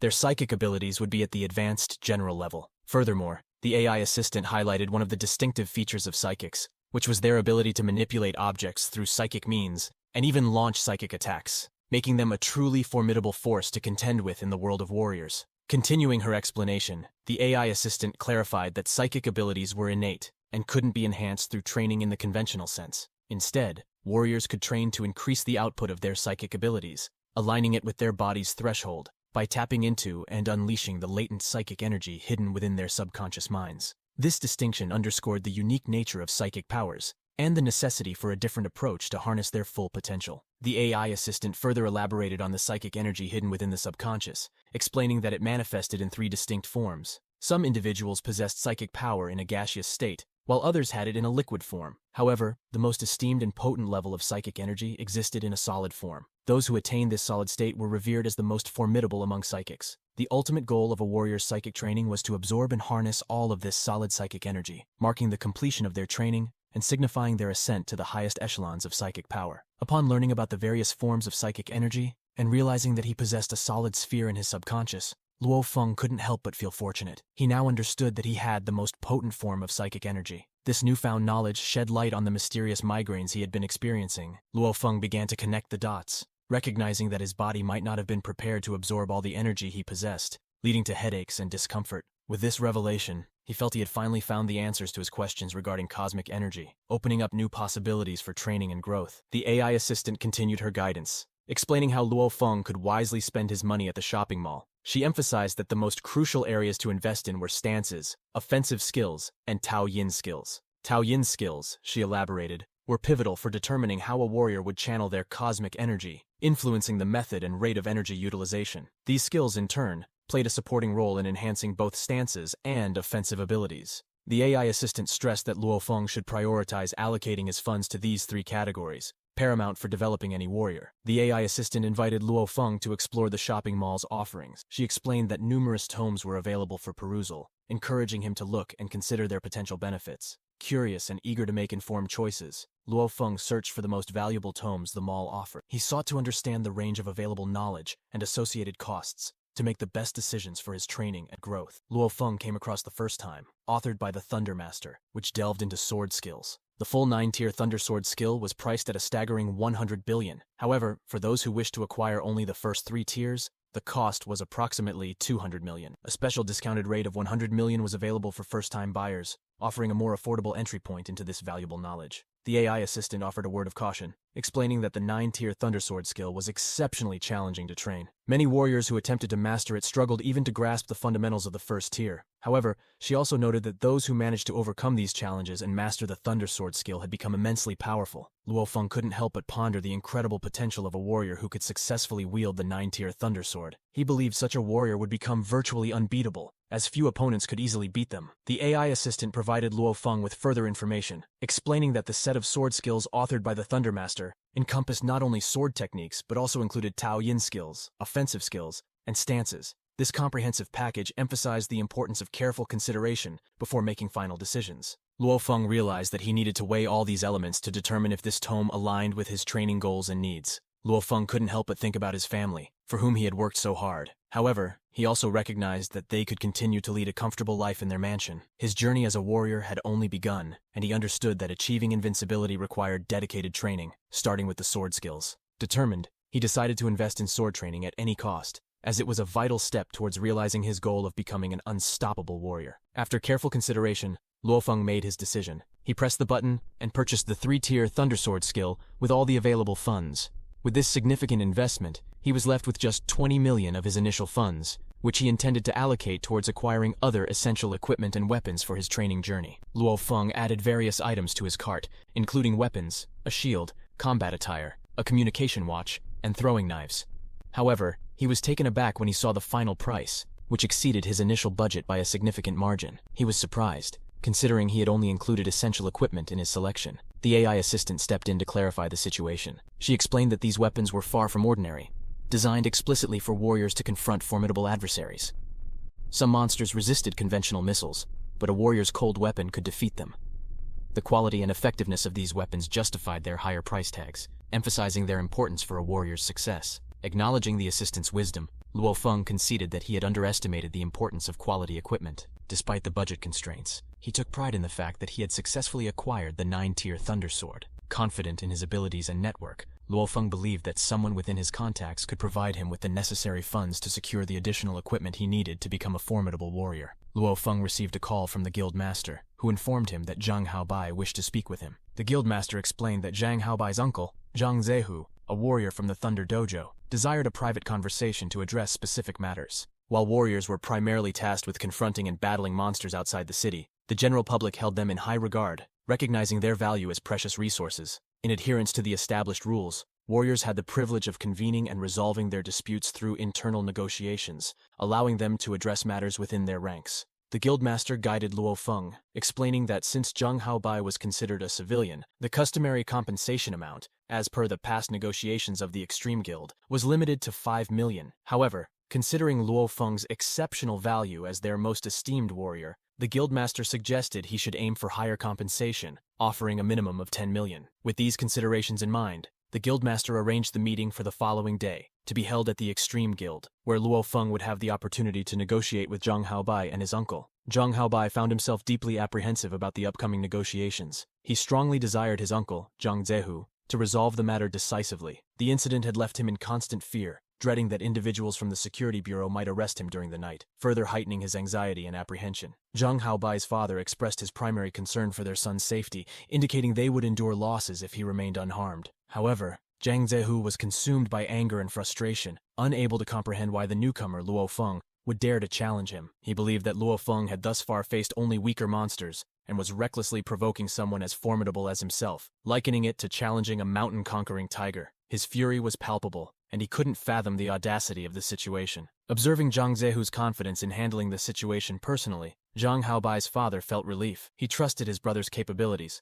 and was comforted by the belief that Zhang Zehu would effectively manage the negotiations and protect their son's interests. Luo Feng had an encounter with 2 advanced-level warriors at the Extreme Guild. The guildmaster introduced them as Uncle Kong and Big Chen. He further explained that the guild only had 3 advanced warriors in total. While the guildmaster had retired from monster hunting long ago, the other 2 advanced warriors, Uncle Kong and Big Chen, were currently active and stood before Luo Feng, ready to meet him. Uncle Kong and Big Chen, the 2 advanced-class warriors, had come to support Luo Feng in his negotiations with Zhang Zehu, Haobai's uncle. They assured Luo Feng that with their presence, Zhang Zehu wouldn't be able to cause any trouble or disrupt the proceedings. Their company provided a sense of security and confidence to Luo Feng, knowing that he had experienced allies by his side. On the meeting day, the group members expressed their view that Zehu's nephew had acted wrongly, and asked Zehu to address the issue. Zehu replied that he wanted first to have a conversation with Luo Feng to understand what kind of negotiations he was seeking. However, 2 fellow warriors cautioned Zehu, reminding him not to refer to their fellow warrior from the Extreme Dojo as Lil Luo,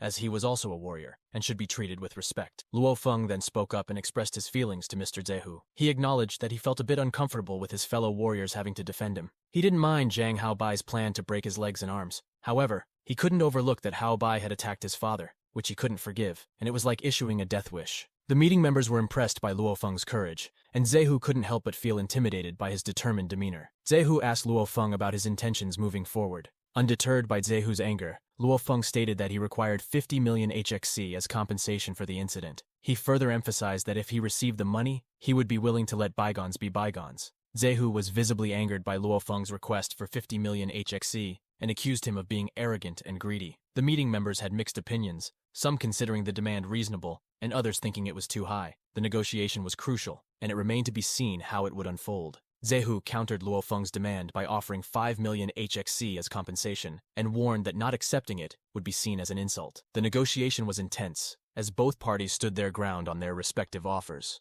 The advanced warriors from the Extreme Guild expressed their dissatisfaction with Zehu's offer of 5 million HXC, considering it an insult to their guild. However, other members at the meeting urged Zehu to remain calm and focused on the negotiations, rather than creating trouble. The room's tension continued escalating as both sides tried to resolve the issue. The guild masters attempted to mediate the situation by suggesting a compromise of 30 million HXC, which they believed both Zehu and Luo Feng could accept. However, Zehu became furious and was reluctant to listen to what he called the little brat. Tensions were running high during the negotiation, and finding common ground was challenging. Tensions escalated as Zehu refused to settle the matter privately and declared his intention to leave the negotiation. The guildmaster, clearly displeased with this response, issued a warning to Zehu. He informed him that he would have to pay 100 million HXC to protect his nephew if the matter were not resolved here. The situation was becoming increasingly strained. Zehu remained defiant and expressed his willingness to give 100 million HXC to the state, but refused to submit to someone he considered a little kid like Luo Feng. He warned Luo Feng about the challenges of being a warrior. He advised him to take care of himself if he ventured into the wilderness, cautioning him against the dangers. The negotiations seemed to have reached an impasse, with both parties standing their ground. Luo Feng responded with sarcasm, thanking Zhang Zehu for his suggestions and advising him to focus on preparing the 100 million HXC he needed to save his nephew. The tension in the negotiation was palpable, as both sides remained firm in their positions. The guildmaster inquired about Zhang Haobai's citizenship status, and a warrior named Chen Gu responded, mentioning that even if he were a one-star citizen, he wouldn't face imprisonment. Still, he would undoubtedly face severe charges for his actions. The discussion continued, with both sides holding their ground. The guildmaster changed the topic and informed Luo Feng that they had decided to place him in the general class warrior squad. After carefully evaluating his skills, they also assigned him to the Firehammer squad. Learning about the Firehammer squad and its unique approach, Luo Feng couldn't help but feel astonished. He realized he had been granted a direct promotion to the general class right from the beginning of his career, recognizing his exceptional talent and potential as a warrior. This revelation further emphasized his high expectations and the importance of his role within the squad. The Firehammer squad was renowned as one of the formidable general class squads in Jiangnan, led by Gao Feng, whose moniker was Double Windhammer. The squad boasted 5 members, each with their distinctive title: Chen Gu, known as Fire Cannon;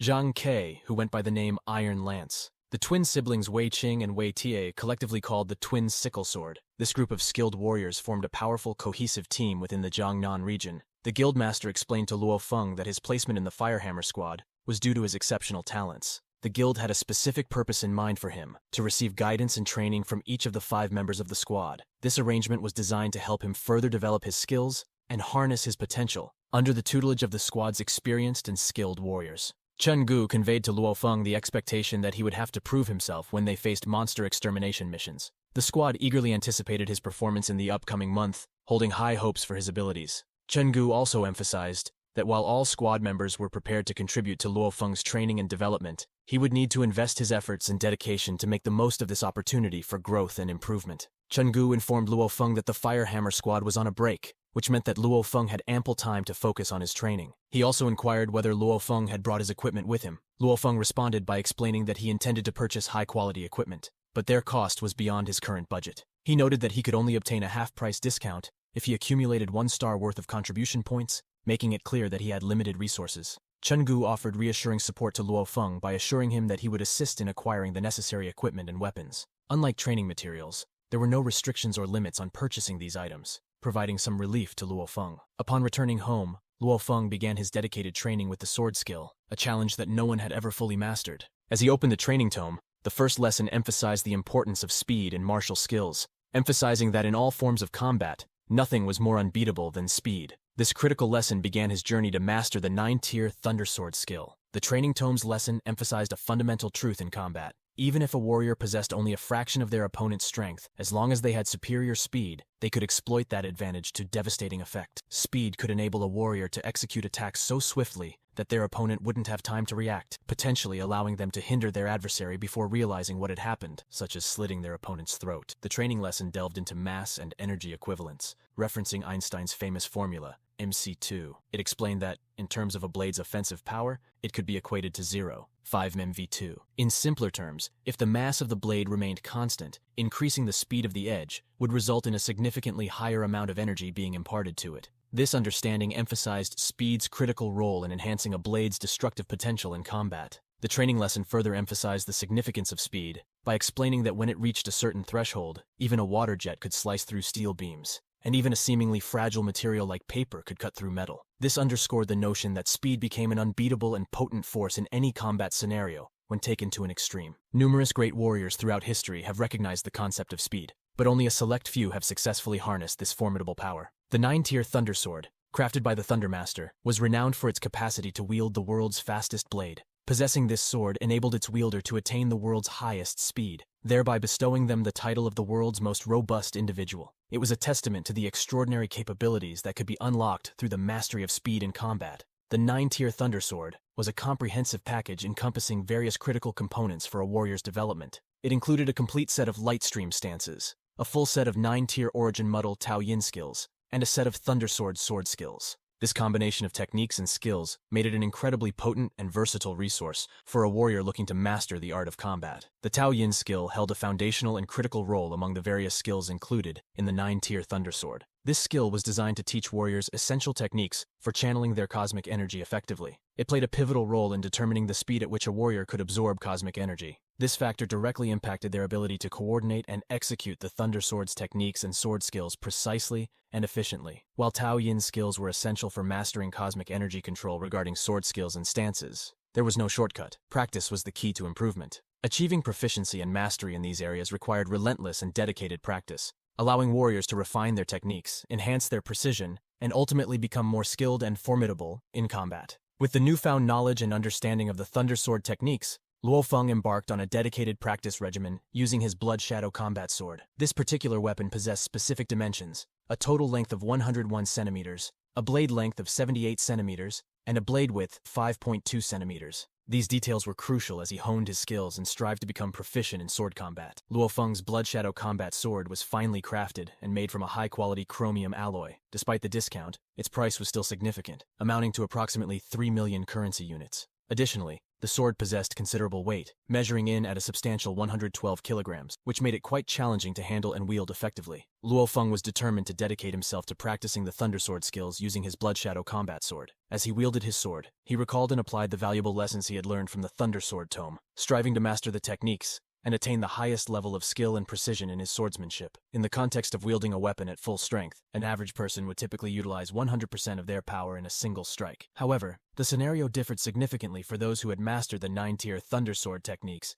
and employed them in their swordsmanship. When executing a slash with their sword, they only expend 70% of their strength in the initial strike. Following this, they could actively release the first tier of their power, prompting their body to unleash the second tier, thereby outputting an additional 70% of their overall strength. This unique approach allowed for more efficient and powerful strikes in combat. When the two tiers of strength overlapped and combined within a warrior, they would synergize to produce a total power output of 140%. This synergy represented the effectiveness and potency of the 9-tier Thunder Sword techniques, which enabled warriors to maximize their striking power beyond their usual physical limits. The 9-tier Thunder Sword system consisted of 9 distinct tiers, each progressively enhancing a warrior's striking power. At the first tier, the warrior could produce an extra surge of energy, resulting in an output of 140% of their strength. The second tier allowed for 2 additional power waves, totaling 210% of their strength.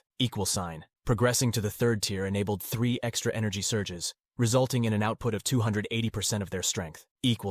As the decks advanced, the 9th and final tier permitted the production of 9 extra power surges, reaching an astonishing 700% of their strength, 7 times greater than their bodily strength. In practical terms, achieving mastery of the 9-tier Thunder Sword at the 9th tier meant that even a beginner-level soldier-class warrior could compete with and potentially surpass a beginner-level general-class warrior, highlighting the immense power and advantage it provided in combat. With a firm resolve, Luo Feng absorbed and contemplated all the crucial points regarding the Thunder Sword skills. He was determined to continue his dedicated practice, setting his sights on a future where he would not only master these skills, but also attain the incredible power and precision that the 9-tier Thunder Sword could offer. His commitment to his training was unwavering, and he aspired to become a formidable warrior through his relentless efforts. The day had arrived for Luo Feng to venture out into the wilderness, leaving his family with mixed emotions as he embarked on this new journey. Before departing, he conversed with his brother and learned that his brother had entered into a romantic relationship. With a warm smile, Luo Feng encouraged his brother to bring his girlfriend home on his next visit, wanting to meet her and share his brother's happiness. Before starting his journey, Luo Feng had a heartfelt meeting with his mother. She presented him with a lucky charm from a shrine, symbolizing her love and concern for his safety. In a reassuring tone, he told his worried parents not to be overly concerned, assuring them that he would return unharmed. Luo Feng expressed a specific wish to enjoy a meal of noodles upon his return, to which his mother readily agreed. With a final farewell, he left his parents with a promise to reunite with them, and they, in turn, vowed to await his safe return eagerly. Luo Feng headed to the HR shopping city, a colossal super skyscraper soaring up to 388 stories in height, situated within Huaxia Jiangnan City's urban residential zone. The ground floor of this immense structure featured a gigantic plaza that spanned nearly 1,000 meters in width, boasting the grandeur of the largest fountain display in the entire Jiangnan base. It was an impressive and bustling hub of commerce and activity within the city. To bolster security, a contingent of 1,000 warrior troops was stationed in the vicinity, responsible for guarding and patrolling the area around HR Shopping City. Their strict vigilance ensured no outsiders could breach the perimeter and gain access to this significant location. Luo Feng had previously only observed the Alliance Shopping City from the outside, but now that he had ventured inside, he was struck by its opulence and luxury. The premium prices offered for monster materials set this shopping city apart, making it an ideal destination for selling such items at lucrative rates. While dining with his fellow squad members, Luo Feng noticed they had ordered tea instead of alcohol. He inquired about this choice, and they explained that they refrained from alcohol consumption before embarking on a wilderness mission, as they couldn't afford to be careless or impaired in any way. Safety and alertness were paramount concerns when facing the challenges of the wilderness. Luo Feng's fellow squad members informed him that their squad leader, Gao Feng, was en route and that they were waiting for his arrival. Luo Feng expressed his excitement at the prospect of meeting their squad leader, as this would be his first encounter with Gao Feng, adding an air of anticipation to their gathering. A familiar voice reached his ears while Luo Feng contemplated their squad leader's impending arrival. Turning to investigate, he was astonished to see Xu Xin, leaving him deeply puzzled about her presence there. Requesting a brief moment from his squad members, he excused himself to go and speak with Xu Xin. As Luo Feng approached Xu Xin, he couldn't help but reminisce about their close bond during high school. He carried the unspoken desire to express his feelings for her, which had remained unvoiced for various reasons. Recalling those memories,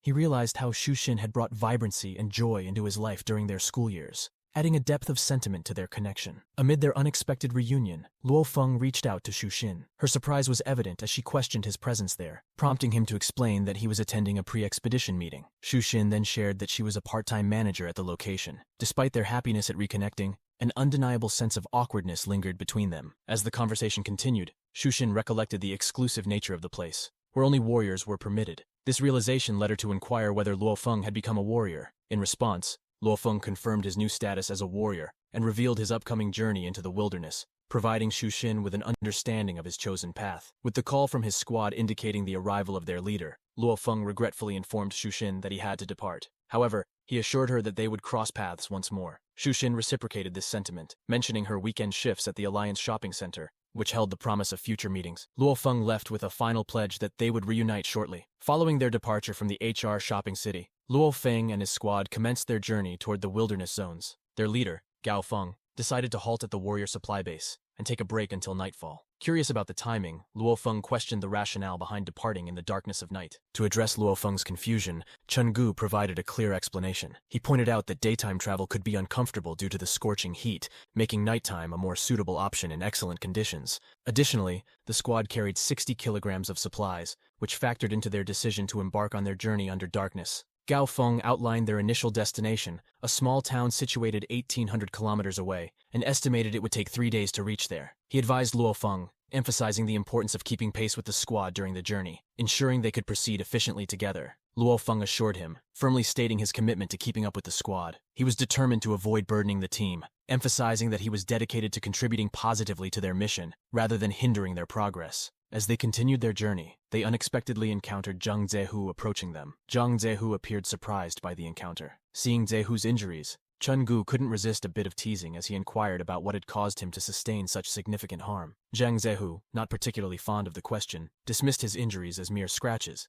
downplaying their severity. Upon spotting Luo Feng with the Firehammer squad, Zhang Zehu was taken aback. He initiated a conversation with Chen Gu, questioning why a supposedly elite squad like theirs would choose to travel alongside Luo Feng. He expressed concern about the potential risks of allowing a newcomer like Luo Feng to accompany them, fearing it might jeopardize the squad's reputation or effectiveness. Gao Feng swiftly intervened, silencing Zhang Zehu's criticisms. He firmly asserted that whether Luo Feng proved to be a benefit or a liability to the squad was a matter that didn't concern Zhang Zehu and should not be subjected to his judgment. Chen Gu brought up the rumor about Zhang Zehu holding a grudge against Luo Feng, cautioning him to be mindful when venturing into the wilderness. Gao Feng, their leader, assured Chen Gu that as long as he was with them, Zhang Zehu wouldn't dare to cause trouble or seek revenge, implying that their presence provided a protective shield for Luo Feng. One of Zhang Zehu's group members inquired if the person they had encountered was Luo Feng, who had cost him 100 million. Zhang Zehu confirmed this, revealing that the security bureau had been on the verge of arresting his nephew, Zhang Haobai,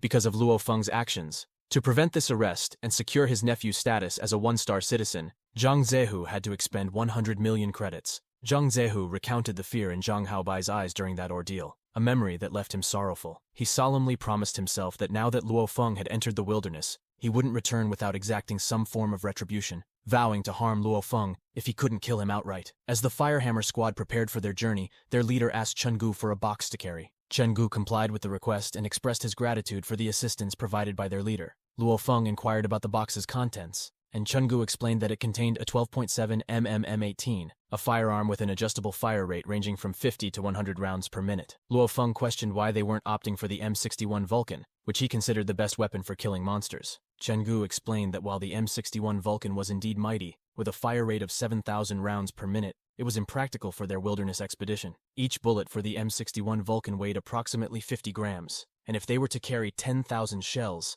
they would be burdened with an additional 500 kilograms of weight as they trekked for hundreds of kilometers. Such a heavy load would be unmanageable during their expedition. Chen Gu further elaborated that, even with 10,000 bullets, their ammunition would be depleted in less than 2 minutes of combat due to the M61 Vulcan's high fire rate. For warrior squads like theirs, such a rapid consumption of bullets could have been more sustainable. Additionally, carrying 10,000 bullets at once would require frequent assistance from their leader due to the immense weight it represented. At nightfall, the squad leader instructed all the members to prepare for the 3-day journey toward the 0201 county-level city. As they ventured into the wilderness, they heard animal noises from the surrounding area. Luo Feng and his companions embarked on their perilous journey into the untamed wilderness zone. The squad leader pointed out a one-horned boar, a monster with a difficulty level estimated to be between levels G and H. He explained that they would leave Luo Feng to handle this monster to test his abilities. Brother Chen cautioned Luo Feng that this monster was considerably more formidable than the ones encountered in the military zone. However, Luo Feng possessed the same strength as an advanced soldier-class warrior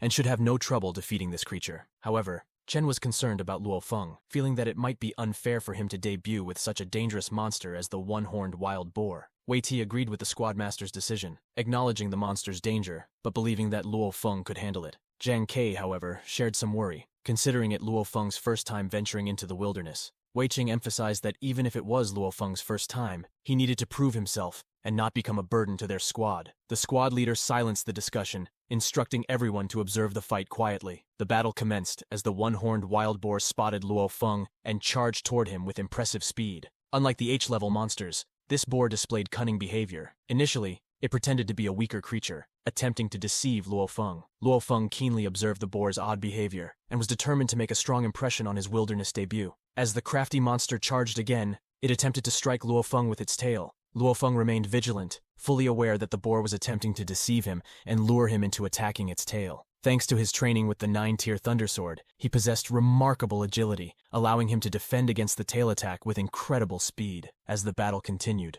the squad members observed Luo Feng's performance. Chen noted that Luo Feng displayed good stances, but Wei Tie cautioned against making quick judgments as the battle was still ongoing. The boar once again prepared to attack Luo Feng, and this time, he marched towards him with his full potential, so Luo Feng had to be careful. When the boar was about to attack Luo Feng, he showed agility and hit the boar with his sword. The squad members understood this was the real test for Luo Feng, as the injured boar became more aggressive. On the other hand, Luo Feng believed those monsters possessed exceptionally thick skin and were considerably more potent than the ones he had encountered during the combat trials. Despite its injuries, the boar once again lunged at Luo Feng. However, its speed proved impressive, and Luo Feng easily evaded the attack, retaliating with another scar on the boar. His group members were deeply impressed by his performance and unanimously agreed that they had discovered a treasure in the form of this young individual. They were confident that if he continued to fight similarly, he would soon advance to the next level. Wei Tie believed Luo Feng possessed impressive fighting skills, but his techniques needed to be refined. On the other hand, the boar was exhausted from its numerous injuries and had grown significantly weaker. Seizing the opportunity presented by his weakened opponent,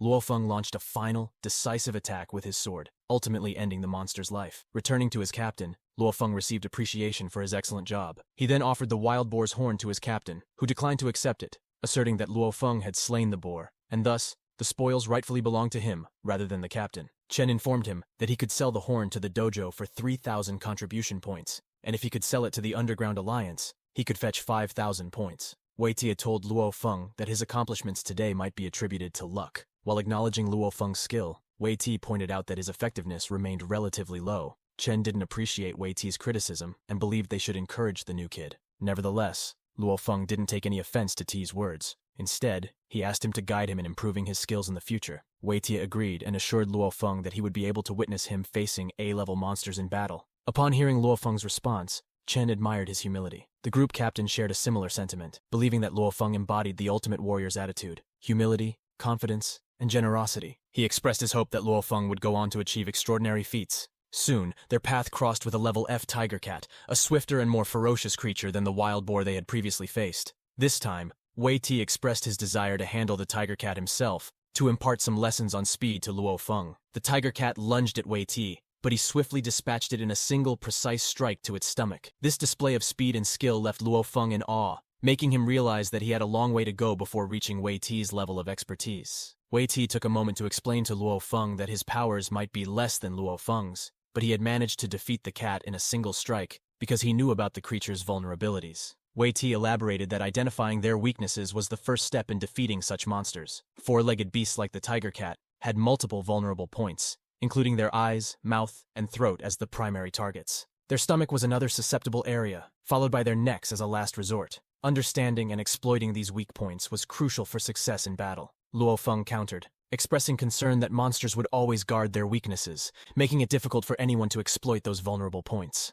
Wei Qing chimed in, emphasizing that when there seemed to be no opportunity, one had to create it, much like what Wei Ti had demonstrated. Wei Ti's strategy involved initiating the attack by charging at the monster with his shield, causing it to lose its balance. This allowed him to seize the moment when the monster's neck was left unguarded, enabling him to deliver a decisive strike. Wei Qing offered further advice to Luo Feng, acknowledging his skill, but cautioning against relying too heavily on tricks. He emphasized that the ultimate goal in battling monsters was always to defeat them. Luo Feng appeared to grasp these points, responding with a simple, "Got it," and expressing his intention to apply these lessons in the subsequent encounter. Wei Qing advised Luo Feng to take his time in mastering these skills, reminding him that they had acquired their knowledge and experience over several years. He mentioned that if Luo Feng could grasp these lessons within 3 years, it would be seen as a significant achievement. 3 days later, Luo Feng faced a formidable challenge when encountering 2 monsters simultaneously. To everyone's astonishment, he executed the technique flawlessly, slicing both monsters' necks in a single strike. The twins were left in utter shock, having never witnessed someone master the skill in such a short span of 3 days. The captain, in contrast, was profoundly impressed and delighted by Luo Feng's progress, feeling proud that his student had surpassed his instructors. They continued their journey and soon arrived at their destination, the 0201 district town, where they would face off against the general class monsters. The leader issued a cautionary warning to the group, emphasizing the danger of their current location. He stressed the need for utmost vigilance, explaining that the area was densely populated with buildings. Furthermore, he pointed out that the monsters in this area possessed a degree of intelligence and were adept at concealing themselves within these structures. Their primary targets were the general class monsters, known for their high intelligence, and infantry monsters typically accompanied them as a protective entourage. The leader, keenly aware of the surroundings, cautioned the group to remain vigilant and proceed with caution. He spotted an ironclad bull lair just ahead, with its leader being an elite-level monster. The leader instructed the team to pass the beast quietly, but they needed to eliminate it swiftly, within seconds, if it initiated an attack. The leader reiterated the importance of maintaining silence, and the group continued walking along the wall. After approximately half an hour, they spotted their destination, a building. As they laid eyes on the building, a lion hound suddenly appeared. The twins immediately sprang into action, swiftly dispatching the hound within seconds. However, their success quickly led to a heated argument between them, as they debated over which one of them was the faster and more skilled of the two. Luo Feng couldn't help but just as he observed the twins bickering, remarking that they resembled siblings during their heated dispute. They entered the abandoned building, and the leader instructed everyone to eat and rest, before embarking on their mission to find their target. He also advised them to secure the staircase to prevent monsters from descending. Brother Chen expressed his happiness at the prospect of some much-needed rest, and he playfully chanted that they were on the verge of becoming wealthy. Zhang Zehu, on the other hand, had a different objective in mind. He was tracking an old geezer, and according to the tracker, it was approximately 40 feet away from their current location, just ahead of the 101 district town. He believed he could reach there by nightfall. Zhang Zehu and his friend were determined to capture the old geezer, recognizing the potential wealth it could bring them. Zehu confided in his friend, explaining that this monster was originally a high-level general monster, and after suffering severe injuries, it might have evolved to an even higher level by now. Zehu speculated that the present moment, with the monster injured, might be the ideal opportunity to eliminate it. Luo Feng and his group had spent considerable time waiting for their prey within the abandoned building. Growing impatient, Luo Feng expressed his concern to the captain, noting that they had been waiting for an extended period without encountering any monsters. Luo Feng suggested that they should venture outside to search for the monsters. However, the captain disagreed, explaining that they were positioned at the top of the deserted building, affording them a vantage point to oversee the entire street, and going out could have been better. Luo Feng initially concurred with the captain's assessment, but just as they discussed this, he spotted a monster called the blood-sucking tank. Luo Feng felt a sense of relief and excitement as he had finally spotted a monster after what seemed like a long waiting period. Brother Chen seized the opportunity to showcase his skills, expressing his desire to take down the blood-sucking tank and practice his armor-piercing projectile technique. With remarkable precision, he fired the projectile, instantly killing the creature. His incredible shot astonished the rest of the group, prompting the captain to issue orders to collect the monster's body parts.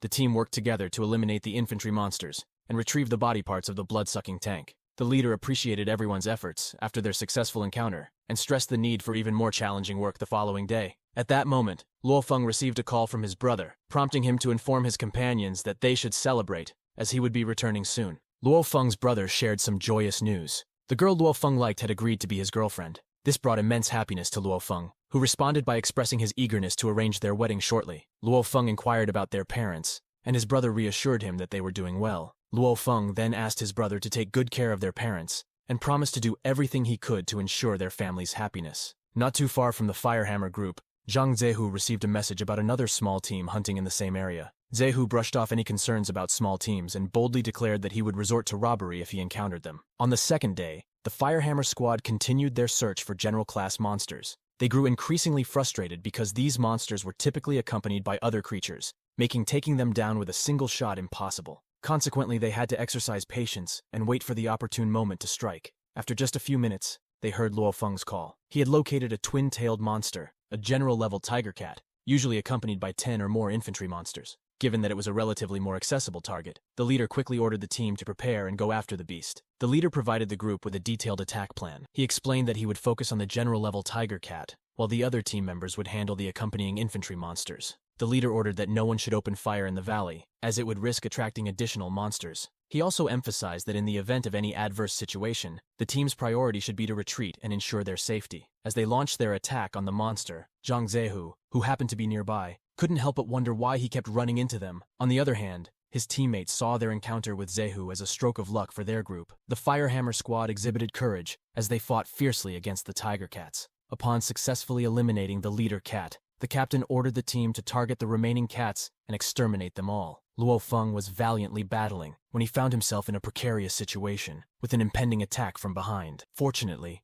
Zhang arrived at the right moment and saved Luo Feng from the imminent threat. Luo Feng expressed his gratitude to Zhang, who humbly replied that they were all united in this fight. Meanwhile, the leader urged his team members to act swiftly, emphasizing the importance of collecting the remains afterward. The captain, displaying unwavering bravery, engaged in combat with 2 tiger cats simultaneously. While observing the Firehammer squad's battle, Zhang Zehu caught sight of Luo Feng, and his anger flared. He remembered that Luo Feng had been the one who had bullied his nephew, and caused him a loss of 100 million. Consumed by anger and a desire for revenge, Zhang Zehu ordered his troops to eliminate Luo Feng and his captain. He directed them to open fire, allocating 1 bullet to Luo Feng and another to his captain. Additionally, he ordered several shots to be fired nearby, hoping that the gunfire's sound would attract the attention of any lurking monsters in the vicinity. The Firehammer squad had successfully defeated the monsters and was now skinning them. Recognizing the high value of the tiger cat's skin, they considered themselves highly fortunate, having just arrived and already having vanquished 2 general-level monsters. The captain credited Luo Feng with bringing them good luck,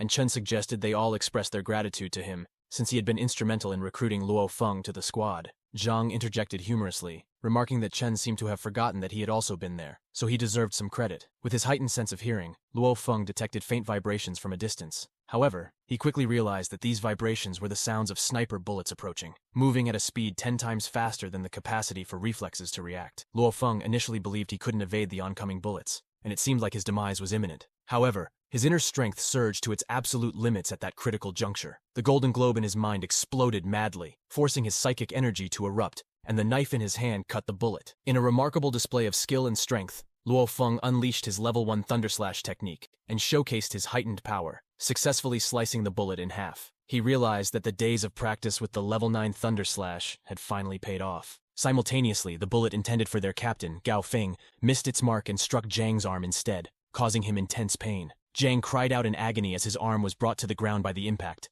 There were another 4 shots from the high above, and the shadows in the building disappeared shortly after firing. The captain, who was the most trained one, knew at once who they were, and shouted that they were Tiger Tooth troops. Luo Feng was taken aback by the revelation that the Tiger Tooth troop was after him, a fact he had been unaware of. In response, the squad's leader ordered them to protect Zhang, who had suffered a severe injury to his arm. It became clear to Luo Feng that Zhang Zehu was associated with the Tiger Tooth troop and had orchestrated the attack on them. Luo Feng quickly realized that in addition to the 4 shots fired by the Tiger Tooth troop, they had also discharged 4 more shots. He understood this would likely anger the monsters lurking nearby, potentially leading to a dangerous situation. In no time, a horde of monsters had surrounded them, and there were likely thousands of them, all casting their wild and predatory eyes upon the group. Aware that the Tiger Tooth troop had orchestrated the shots to ensure their demise, the group understood that these deliberate gunshots had been intended to draw other monsters toward them, jeopardizing their lives. The captain ordered the group to depart with Zhang Ke, who was severely injured, in tow. He emphasized that it was crucial to prioritize saving Zhang Ke's life. However, Zhang Ke, displaying selflessness, urged his team members to leave him behind, expressing his concern that he didn't want them to suffer on his account. Wei Ti sternly rebuked Zhang Ke, insisting he wouldn't abandon him, not even in his dreams. With determination, Wei Ti hoisted Zhang Ke onto his back. Meanwhile, the captain led, urging the others to engage the monsters in battle. He emphasized that they should fight to the death if necessary, as they were prepared to face their fate head-on while defending themselves. As the horde of monsters advanced toward them, the captain keenly observed that someone was employing psychic abilities to attack the monsters. He shouted to inquire if an elite or someone with psychic powers was nearby, using their abilities to aid them. The elite utilizing psychic abilities was none other than Luo Feng himself. He had decided to reveal his psychic powers on that day, using his control over flying knives to launch an assault on the approaching monsters. The revelation that Luo Feng was a psychic master astounded the other team members. Upon realizing this, the captain swiftly took charge and ordered everyone to follow his lead. Utilizing his psychic energy, Luo Feng swiftly dispatched the monsters, creating a protective barrier around them. He urged the other members to follow him within this safe zone. The captain couldn't help but be impressed by Luo Feng's utilization of offensive psychic powers. However, Chen, witnessing these incredible abilities, felt fear wash over him. Luo Feng urgently instructed the team to run, reassuring them that safety awaited them beyond the building, as he had created a secure space using his psychic energies. Zhang Zehu, observing the situation from a building, was utterly shocked to witness that not a single member of the group had been injured or killed. He questioned the snipers in disbelief, asking how they could have missed their targets when they were considered the best in the city. The snipers, equally surprised by the turn of events, admitted that they were unsure how their shots had missed the targets, and both bullets had narrowly avoided their marks. They clarified that the bullet had struck Zhang, who was positioned behind the captain, and that the captain had only sustained minor injuries. When Zhang Zehu inquired about Luo Feng, the sniper informed him that the boy had miraculously dodged the bullet. He explained that Luo Feng had been skinning the monster and happened to be holding a knife, which fortuitously intercepted the path of the shot, preventing it from hitting him. Zhang Zehu harbored doubts about the incident, finding such coincidences extremely rare. His teammate, however, tried to reassure him, pointing out that, at that moment, they were likely surrounded by a multitude of monsters. Surviving without the intervention of a skilled warrior, which was also uncommon, seemed improbable. The Firehammer squad sought refuge in an abandoned building, taking a break to tend to Zhang's injuries. They managed to stop the bleeding by skillfully bandaging him with the available supplies. The captain instructed the team to rest for a while, reminding them they needed to make their way to the next supply depot soon. Luo Feng couldn't help but blame himself for Zhang's injuries. He felt responsible, believing that Zhang had been targeted solely because of the vendetta against him. Zhang would not have suffered harm that day if it weren't for him. Luo Feng felt a profound regret, realizing that his presence had ended the warrior's career solely because of the grudge against him. Luo Feng shared his thoughts with Zhang, acknowledging that Zehu's desire for revenge was directly related to the offense Luo Feng had caused. He took responsibility for Zhang's injury and expressed his heartfelt apology. Zhang responded by revealing that he didn't feel sadness about his career as a freedom warrior coming to an end. He admitted that he had always yearned for retirement, having witnessed numerous deaths during Nirvana. This experience had left him with a strong desire to become a warrior. With a wife and daughter awaiting his return home, Zhang's perspective had shifted. The fear of death and the thought of leaving his family behind weighed heavily on his mind. Zhang longed for retirement but needed help due to his warrior responsibilities. With his injury, he saw the opportunity for his warrior duties to end, allowing him to find peace. Curious about Luo Feng's abilities, Zhang asked him about the method he used to manipulate the flying knives. The captain, intrigued by Luo Feng's abilities, realized he had the same question in mind. Luo Feng, upon hearing their curiosity, decided to come clean and admitted that he was, in fact, a psychic master when he encountered the monsters. The revelation that Luo Feng was a psychic master filled the squad members and their captain with excitement. They had never had a psychic master on their team before, and they recognized that this addition could significantly enhance their strength. Zhang, in particular, was delighted that he had the opportunity to meet a psychic master before retiring from his warrior career. And I am sure, as an avid fan of our Chinese fiction channel, you wouldn't forget to like and comment our video. And also don't forget our fictional game Raid Shadow Legends. With all these things to offer, use my link in the description or scan my QR code to get insane bonuses. We're talking about an epic champion, Talia, and other amazing things. Entry is open to legal residents of the United States and the District of Columbia, excluding New York and Florida, and the United Kingdom of Great Britain and Northern Ireland who are 18 years or older. Open only to new users with a valid player ID that downloaded Raid Shadow Legends and opened a game account after June 1st, 2023. In-game purchases are available. No purchase necessary to enter or to win a prize. A purchase does not improve your chances of winning a prize.